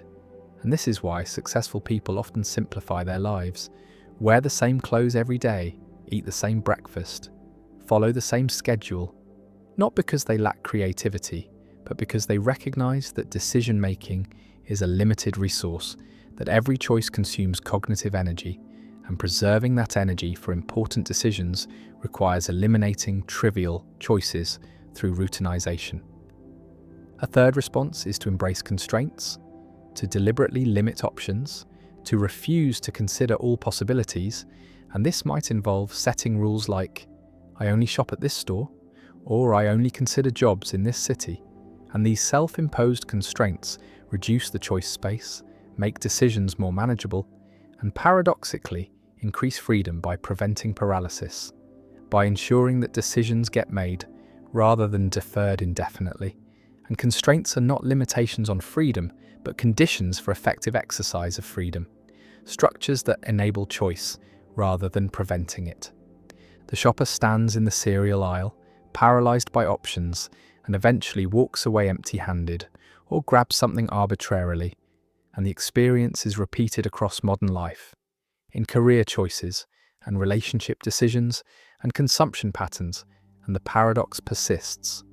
More choice leading to less satisfaction, more freedom creating more anxiety.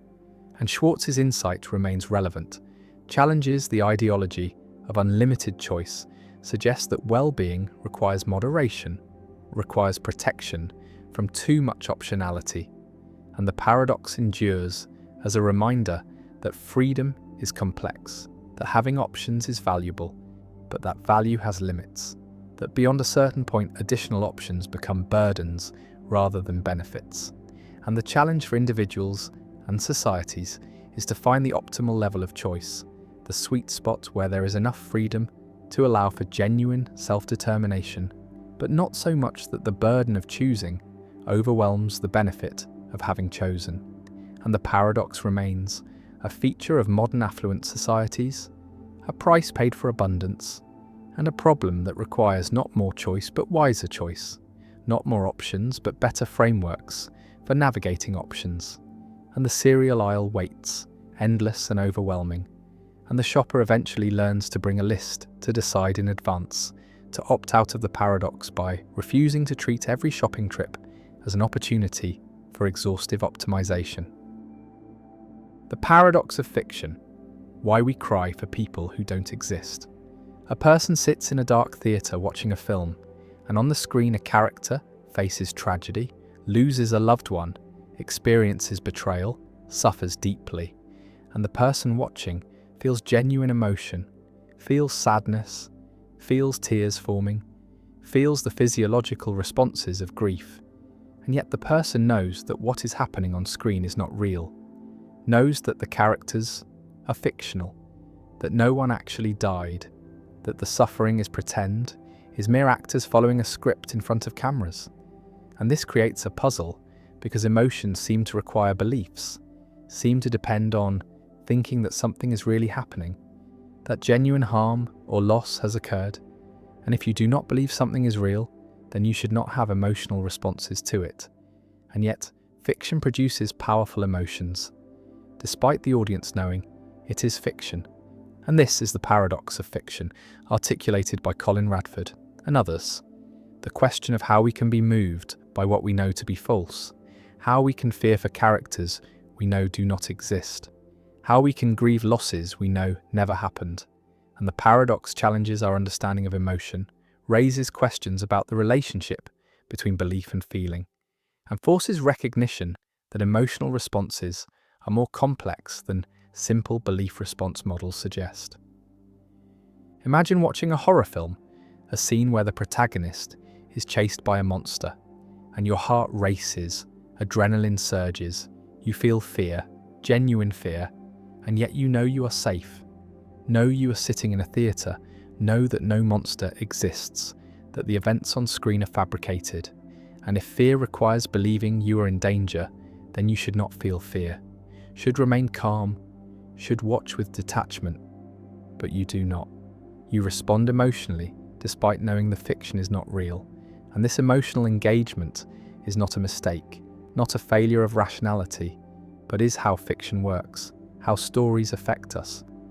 And the paradox asks how this is possible, How belief and emotion relate when they seem to come apart in cases of fiction. The paradox can be formulated as three inconsistent claims. First, we have emotional responses to fictional characters and events. We cry at sad movies, laugh at comedies, feel suspense in thrillers, and this is undeniable. Second, emotional responses require beliefs about the reality of their objects. You cannot fear something you know does not threaten you, cannot grieve something you know did not happen. Emotions are directed at states of affairs we believe obtain. And third, we do not believe fictional characters and events are real. We know they are fictional, know that no one is actually in danger, that no loss actually occurred. And these three claims are inconsistent. Any two imply the negation of the third, and resolving the paradox requires rejecting or modifying one of them. Visualize the emotional response as a two-stage process. First comes the perception or imagination of a situation, seeing the character in danger, imagining their suffering, and second comes the emotion, the fear or sadness or joy. And normally these two stages are connected through belief. You perceive danger and believe it is real, and this causes fear. But in fiction, the connection is different. You perceive or imagine danger, but do not believe it is real, and yet fear occurs anyway. And the paradox asks what mediates the connection in fiction, if not belief. One response denies the second claim, argues that emotions do not require beliefs, that emotional responses can be triggered by perceptions or imaginings without requiring that we believe what we perceive or imagine is real, and this response treats emotions as more primitive than beliefs, as responses that evolved to deal with immediate situations and that can be activated by representations even when we know those representations are not real. And fiction works by hijacking these emotional systems, by presenting stimuli that trigger emotional responses directly without requiring belief. And so we fear fictional monsters, because our fear system responds to the representation of danger even when we know the danger is fictional. Another response modifies the first claim, argues that the emotions we feel toward fiction are not genuine emotions, but quasi-emotions, pale imitations of real emotions that lack certain components. And when we cry at a movie, we are not really sad, not in the way we would be sad if the events were real, but we are experiencing something similar, a simulation or shadow of sadness. And this quasi-emotion does not require belief because it is not the full genuine article, and this response preserves the connection between belief and genuine emotion while explaining fiction through a different kind of response that resembles emotion without being emotion. A third response, associated with Kendall Walton, appeals to imaginative engagement, argues that when we engage with fiction, we make believe. We imagine that the fictional events are real, and our emotional responses are responses to what we imagine rather than to what we believe. And imagination can trigger emotional responses without requiring belief, can produce fear and sadness and joy through imagined scenarios. And fiction invites us to imagine certain things, and our emotions follow from these imaginings. And this response treats make-believe as a distinct cognitive mode, different from both belief and mere perception, a mode that can generate emotions without requiring that we believe the imagined content is real. The paradox also raises questions about the function of fiction, about why we engage with fictional narratives, why we subject ourselves to emotions triggered by events we know are not real. And various answers have been proposed. Perhaps fiction allows us to explore possibilities, to experience situations vicariously, to rehearse emotional responses in safe contexts. Perhaps it serves social functions, helps us understand others, builds empathy, creates shared experiences, or perhaps it provides aesthetic pleasure, the enjoyment of well-crafted narratives regardless of their truth. And understanding why fiction moves us might help explain how it moves us, might reveal the mechanisms that connect fictional representations to emotional responses. The paradox extends beyond fiction to other representational arts. to paintings that depict scenes that never occurred, to music that evokes emotions without representing anything, to imaginative scenarios we generate ourselves when daydreaming or planning. And in all these cases, emotions arise without corresponding beliefs about reality.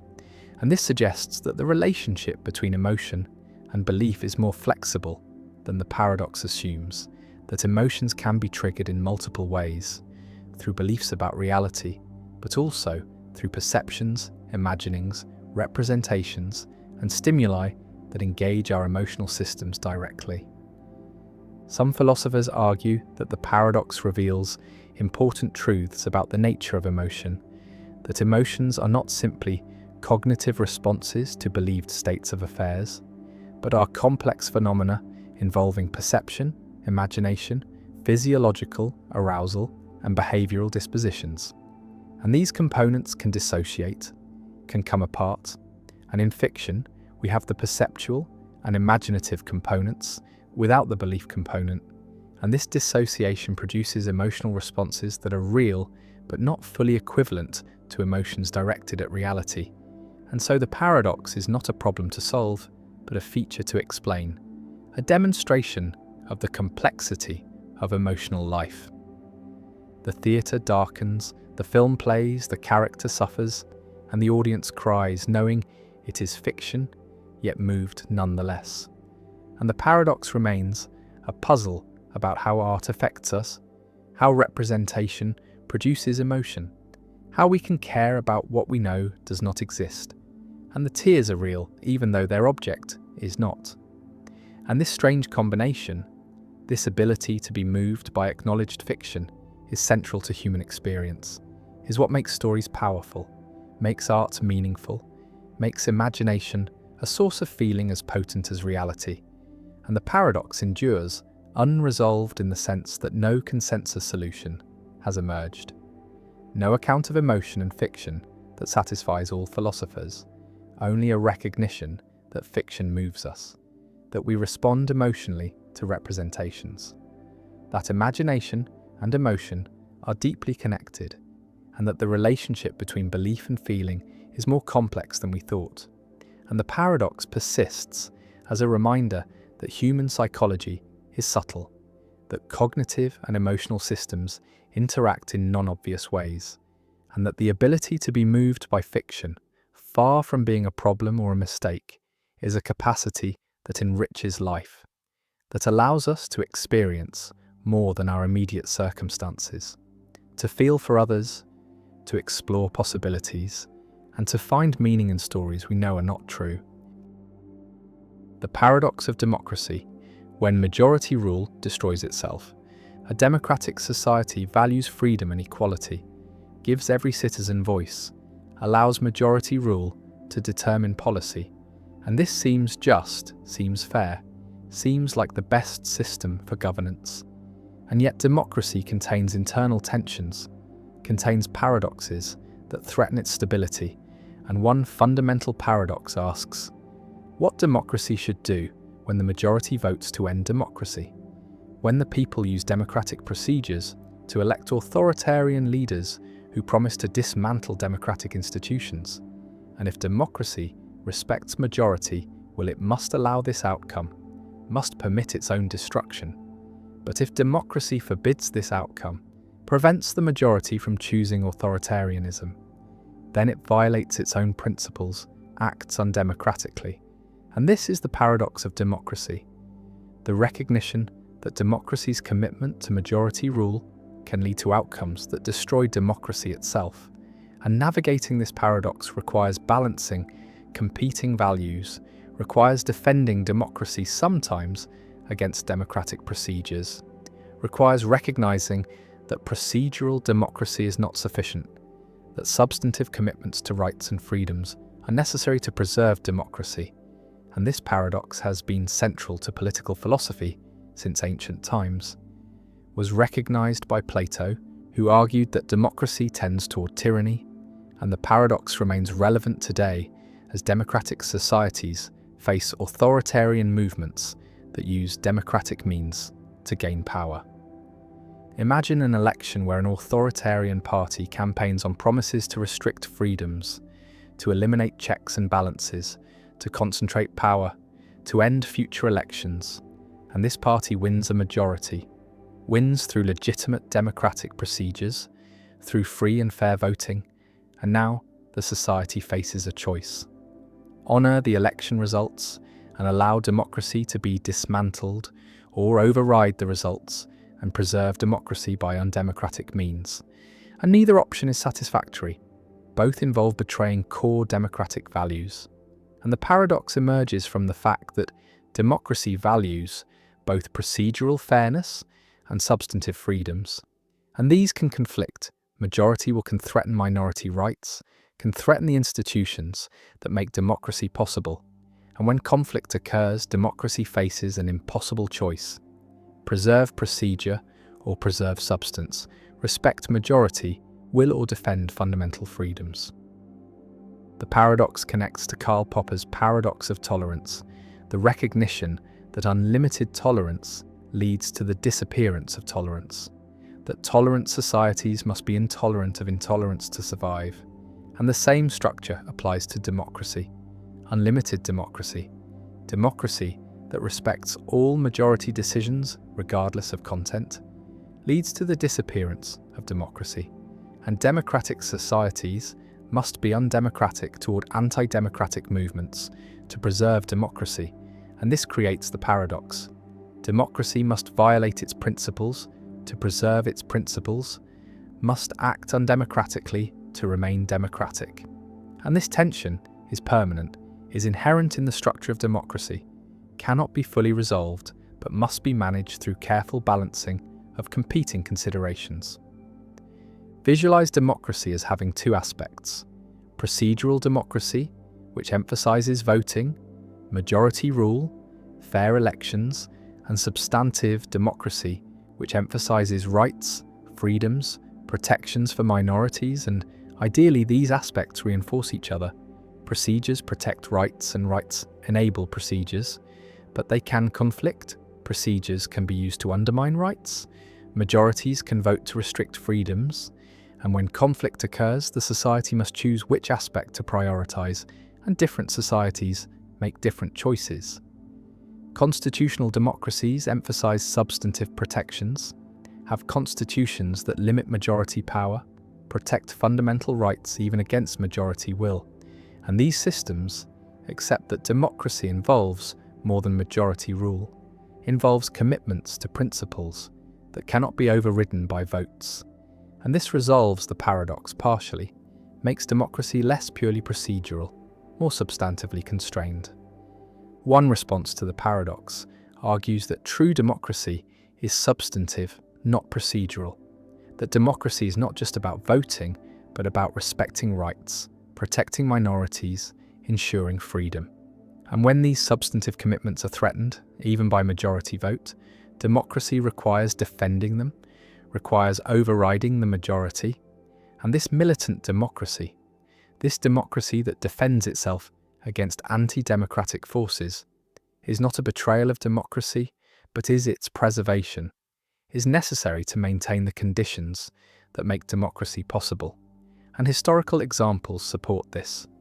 Societies that failed to restrict anti-democratic movements, that allowed authoritarians to use democratic procedures to gain power, lost their democracies, and hindsight suggests that early intervention, that militant defense would have been justified, would have preserved democracy even though it involved undemocratic means. Another response distinguishes between procedural rules and constitutional principles, argues that democracies should have entrenched principles that cannot be changed by ordinary procedures, that require supermajorities or constitutional amendments, and these entrenched principles include fundamental rights, democratic structures, and protections for minorities. And ordinary majorities can make policy within these constraints, but cannot override the principles themselves. And this response preserves both procedural and substantive democracy, allows majority rule within limits. And the paradox is resolved by recognizing that democracy is hierarchical, has constitutional principles at one level and democratic procedures at another, and procedures operate within the framework set by principles, and this framework is not itself subject to ordinary democratic revision. A third response embraces the paradox, accepts that democracy is inherently unstable, inherently vulnerable to self-destruction, and argues that this vulnerability is a price worth paying for freedom, that the alternative, restricting democracy to protect democracy, is worse than the risk of democratic collapse, and this radical democratic response trusts in the people, trusts that majorities will not choose their own oppression, and when they do, the society pays the price. And this response is rare. Most societies are unwilling to risk democratic collapse, prefer to impose constraints on democracy, but the response represents one coherent position, one way of resolving the paradox by accepting its consequences. The paradox also appears in debates about hate speech, about whether democracies should allow speech that advocates for the destruction of democracy, speech that promotes authoritarianism or discrimination. And free speech is a democratic value, is protected in democratic societies. But speech that aims to destroy democracy creates the paradox, and banning such speech seems undemocratic, seems to violate free expression, but allowing it risks democracy's survival. And different democracies resolve this differently. Some ban anti-democratic speech, some allow it, and no resolution is without costs. All involve trade-offs between competing values. The election results are counted, the authoritarian party has won, and the democratic society faces the paradox: honour the results and risk losing democracy, or override the results and betray democratic procedures. And the choice is not theoretical, is faced by real societies, has been faced throughout history, and different societies have chosen differently. Some have preserved democracy by undemocratic means, some have respected procedures and lost democracy, and the paradox remains unresolved, remains a permanent tension in democratic governance. A challenge that every democracy must navigate, must balance procedure against substance, must defend itself without betraying itself. And the paradox of democracy endures as a fundamental problem in political philosophy, a recognition that democracy contains contradictions, that majority rule can lead to minority oppression, that freedom can be voted away, and that preserving democracy sometimes requires limiting democracy, and the tension persists. The balance is delicate, and the paradox remains unsolved, a permanent feature of democratic life. The paradox of confirmation. Why seeing a red apple proves all ravens are black. A scientist seeks to confirm the hypothesis that all ravens are black, and the obvious way to test this hypothesis is to observe ravens, to find ravens and check their colour. And each black raven found provides evidence for the hypothesis, confirms it slightly, makes it more likely to be true. And this seems straightforward, seems like basic scientific method. Observe instances that match the hypothesis and they provide confirmation. But philosopher Carl Hempel noticed something strange, something that reveals how confirmation works in unexpected ways. And the strangeness begins with a logical equivalence. The statement, all ravens are black, is logically equivalent to the statement, all non-black things are non-ravens. These two statements have exactly the same truth conditions. If one is true, then the other must be true. If one is false, then the other must be false. And so anything that confirms one statement should confirm the other, should provide equal evidence for both. But now consider what confirms the statement. All non-black things are non-ravens, and observing a non-black non-raven should confirm it. Observing a red apple provides evidence that all non-black things are non-ravens because a red apple is non-black and is a non-raven. And since all non-black things are non-ravens is equivalent to all ravens are black, observing a red apple should confirm that all ravens are black. And this seems absurd, seems like observing apples in your kitchen has nothing to do with the colour of ravens. And yet the logic is impeccable, and this is the paradox of confirmation. also called Hempel's paradox or the Raven paradox, a puzzle about how evidence works, about what confirms scientific hypotheses, and about whether our intuitions about confirmation can be trusted. Imagine a scientist sitting in a laboratory surrounded by red apples, carefully noting each one, recording that it is red and not a raven, and claiming that this investigation provides evidence about ravens, evidence that all ravens are black. And this seems ridiculous. Seems like the scientist has confused what is relevant to the hypothesis, has mistaken irrelevant observations for genuine evidence, and yet the logical structure is clear. Each red apple confirms that all non-black things are non-ravens, and this statement is logically equivalent to all ravens are black. And confirmation should be closed under logical equivalence. If observation O confirms hypothesis H, and H is equivalent to H, then O should confirm H out, otherwise confirmation would depend on how we phrase hypotheses rather than on what they say. And so the scientist with the red apples is doing legitimate science, is confirming a hypothesis about ravens even though no ravens are involved. And the paradox forces us to either accept this counterintuitive conclusion or reject some principle we thought was obvious about how confirmation works. The paradox reveals tension between formal logic and intuitive judgment. Because formally the argument is valid, red apples do confirm that all ravens are black through the equivalence with all non-black things are non-ravens, but intuitively this seems wrong. Seems like red apples are irrelevant to ravens, and resolving this tension requires either explaining why the formal conclusion is actually correct and our intuitions are misleading, or showing where the formal argument goes wrong, where a principle we thought was valid actually fails. And both options have been pursued, have generated extensive philosophical literature, have produced multiple proposed solutions, none of which has won universal acceptance. Visualize the logical space of all objects, divided into 4 categories: black ravens, which confirm the hypothesis directly; non-black ravens, which would falsify the hypothesis; black non-ravens like coal or blackboards, which seem irrelevant; and non-black non-ravens like red apples, which also seem irrelevant. And the paradox says that observing objects in the 4th category, non-black non-ravens, provides evidence for the hypothesis that all ravens are black, because these observations confirm the equivalent hypothesis that all non-black things are non-ravens, and each red apple, each green leaf, each blue car provides a tiny bit of evidence that ravens are black. And while this sounds absurd, it follows from principles of confirmation that seem undeniable.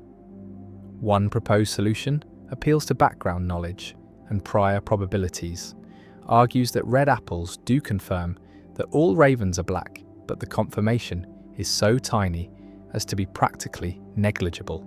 Because we have vast background knowledge about the number of non-black things in the universe, we know there are billions and billions of non-black objects, and observing one red apple increases our confidence that all non-black things are non-ravens by an infinitesimal amount, whereas we have much less background knowledge about ravens, and observing one black raven increases our confidence that all ravens are black by a larger amount.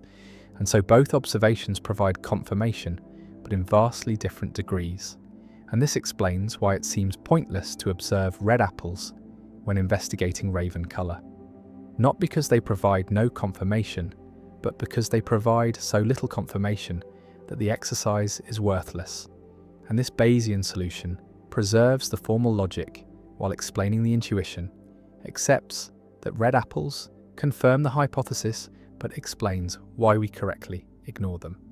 Another solution challenges the equivalence condition, argues that confirmation is not closed under logical equivalence, that logically equivalent statements can receive different confirmation from the same observation. And the reason is that confirmation depends not just on logical form, but on the way hypotheses are stated, on which predicates are used, on how the hypothesis carves up the world, and all ravens are black, and all non-black things are non-ravens, while logically equivalent organise the world differently, make different predicates primary, and observations confirm hypotheses relative to these organizations, and a black raven confirms the first hypothesis more than the second, and a red apple confirms the second more than the first, even though they are equivalent. And this solution rejects the principle that equivalent hypotheses must receive equal confirmation from the same observation. A third solution appeals to selective confirmation, argues that observing a red apple provides some evidence for all ravens are black, but only under certain conditions, only when the observation is made in a context where it has the potential to falsify the hypothesis. And seeing a red apple in your kitchen where you never expected to find a raven provides no confirmation, provides no new information. But seeing a red apple in a context where you might have found a non-black raven, where the observation had the potential to reveal a counterexample, does provide confirmation. And so confirmation depends not just on what is observed, but on the circumstances of observation, on what was at stake, on what alternatives were possible. And this solution ties confirmation to potential falsification, treats confirmation as depending on whether observations eliminate possibilities rather than merely matching hypotheses. The paradox also connects to the problem of induction, to Hume's problem of how we can justify inferring from observed instances to unobserved cases, because confirming all ravens are black by observing black ravens assumes that the future will resemble the past, that unobserved ravens will be like observed ravens, and this assumption itself cannot be justified without circularity. And the paradox adds another layer, shows that even if we accept induction, we face puzzles about what counts as confirming evidence, about whether observations of non-ravens can tell us about ravens, and these puzzles reveal that confirmation is more complex than it appears, cannot be reduced to simple pattern matching or accumulation of positive instances. The scientist with the red apples continues recording, carefully noting each observation, and the paradox hangs over the investigation, a question about whether this absurd procedure is actually legitimate science, whether red apples really do provide evidence about ravens, and the answer depends on how we understand confirmation, on which principles we accept, on whether we follow formal logic or intuitive judgment, and the paradox remains unresolved in the sense that different solutions appeal to different intuitions, make different trade-offs, and no consensus has emerged, only a recognition that confirmation is subtle, that evidence works in non-obvious ways, that formal principles can lead to counterintuitive conclusions, and that the relationship between observation and theory, between data and hypothesis, between evidence and confirmation, is more complex than common sense suggests, and Hempel's paradox endures as a classic problem in philosophy of science, a puzzle that continues to challenge our understanding of scientific method, a reminder that even basic concepts like confirmation and evidence conceal difficulties that philosophy has not fully resolved. The omniscience paradox. Can God know what it's like to not know everything?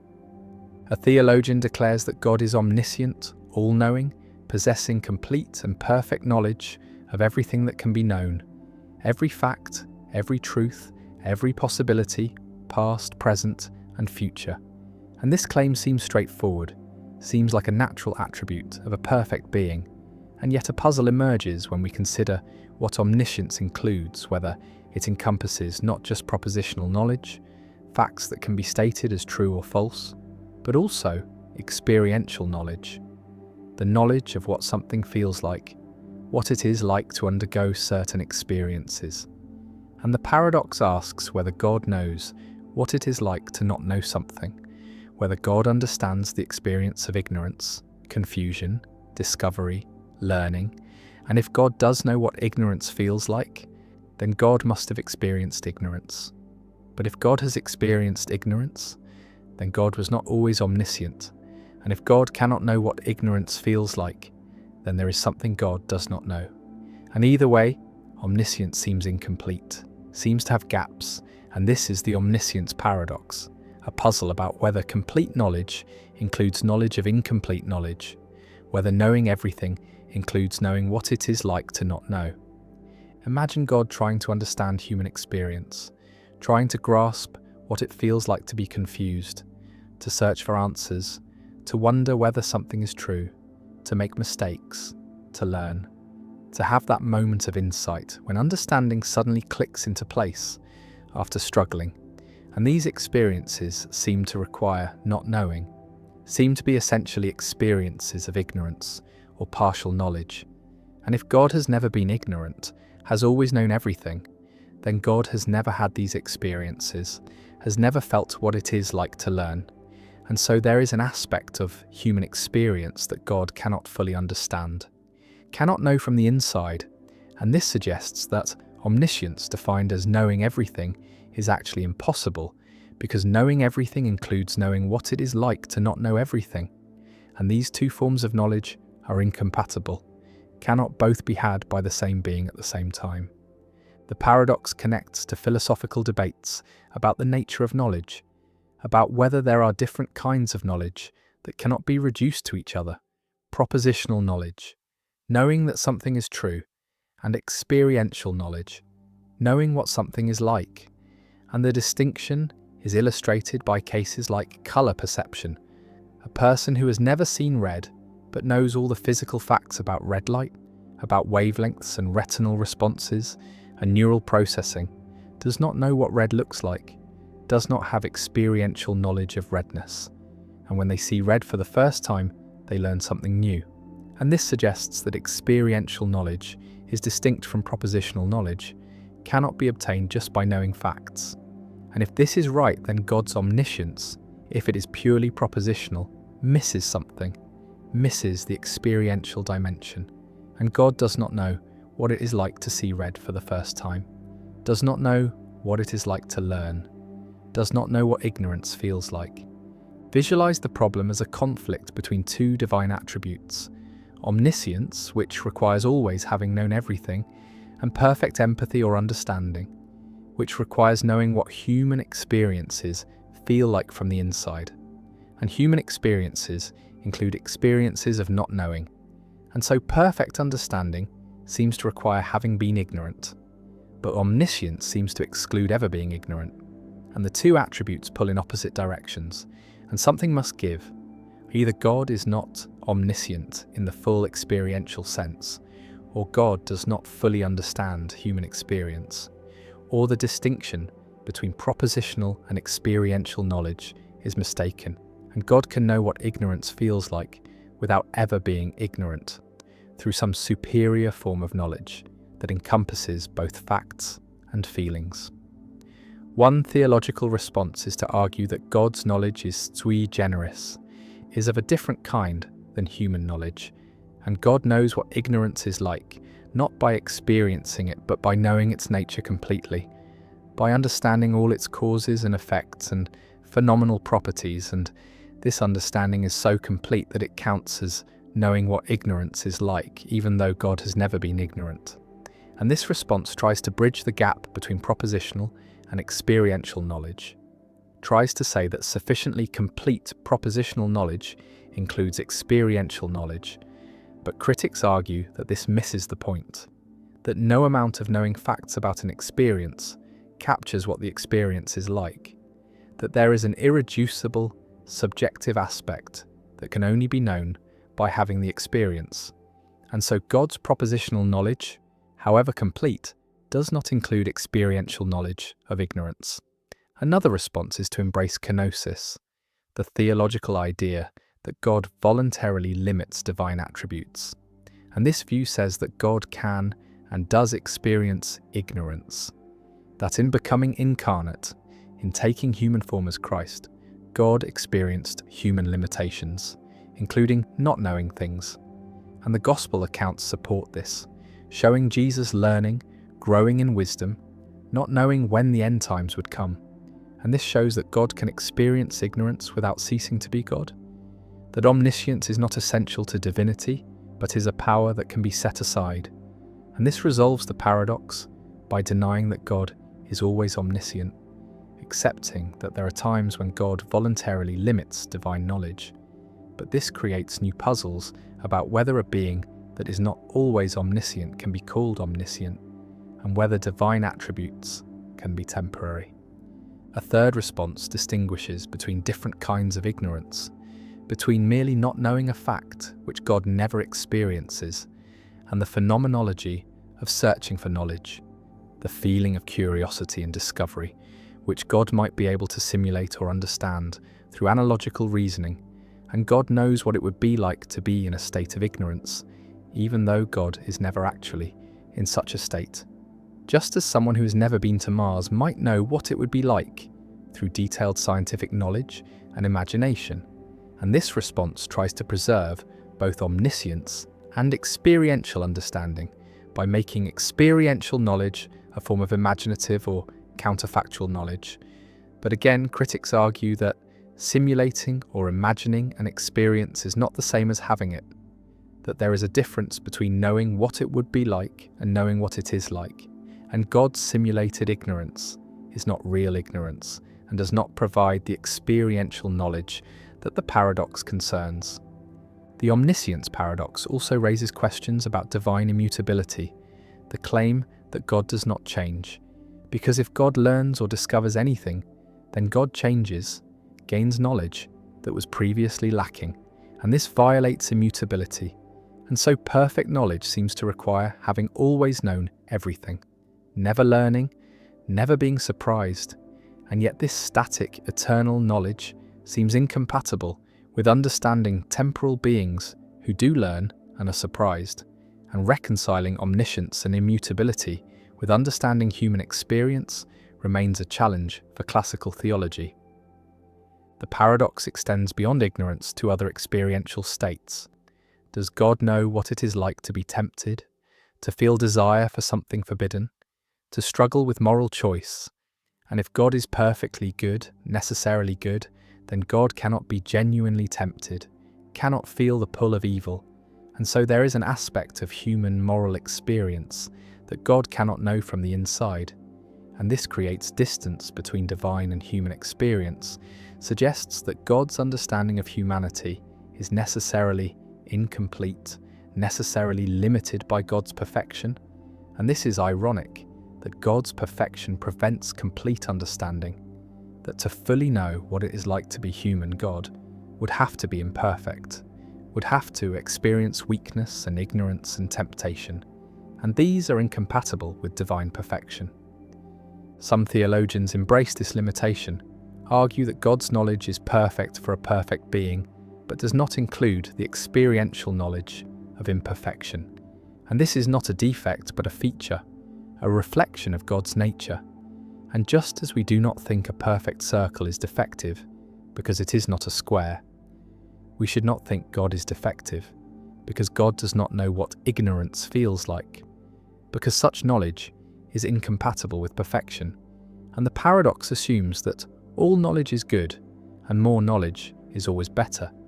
But perhaps some kinds of knowledge are only available through imperfection, and lacking them is not a limitation but a consequence of being perfect.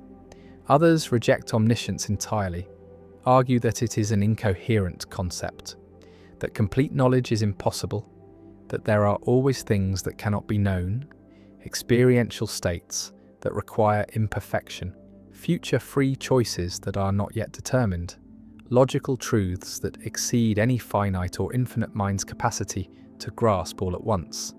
And if omniscience is impossible, then God is not omniscient, but this does not diminish God, does not make God less than perfect, because perfection means having all attributes that it is possible to have, not having impossible attributes.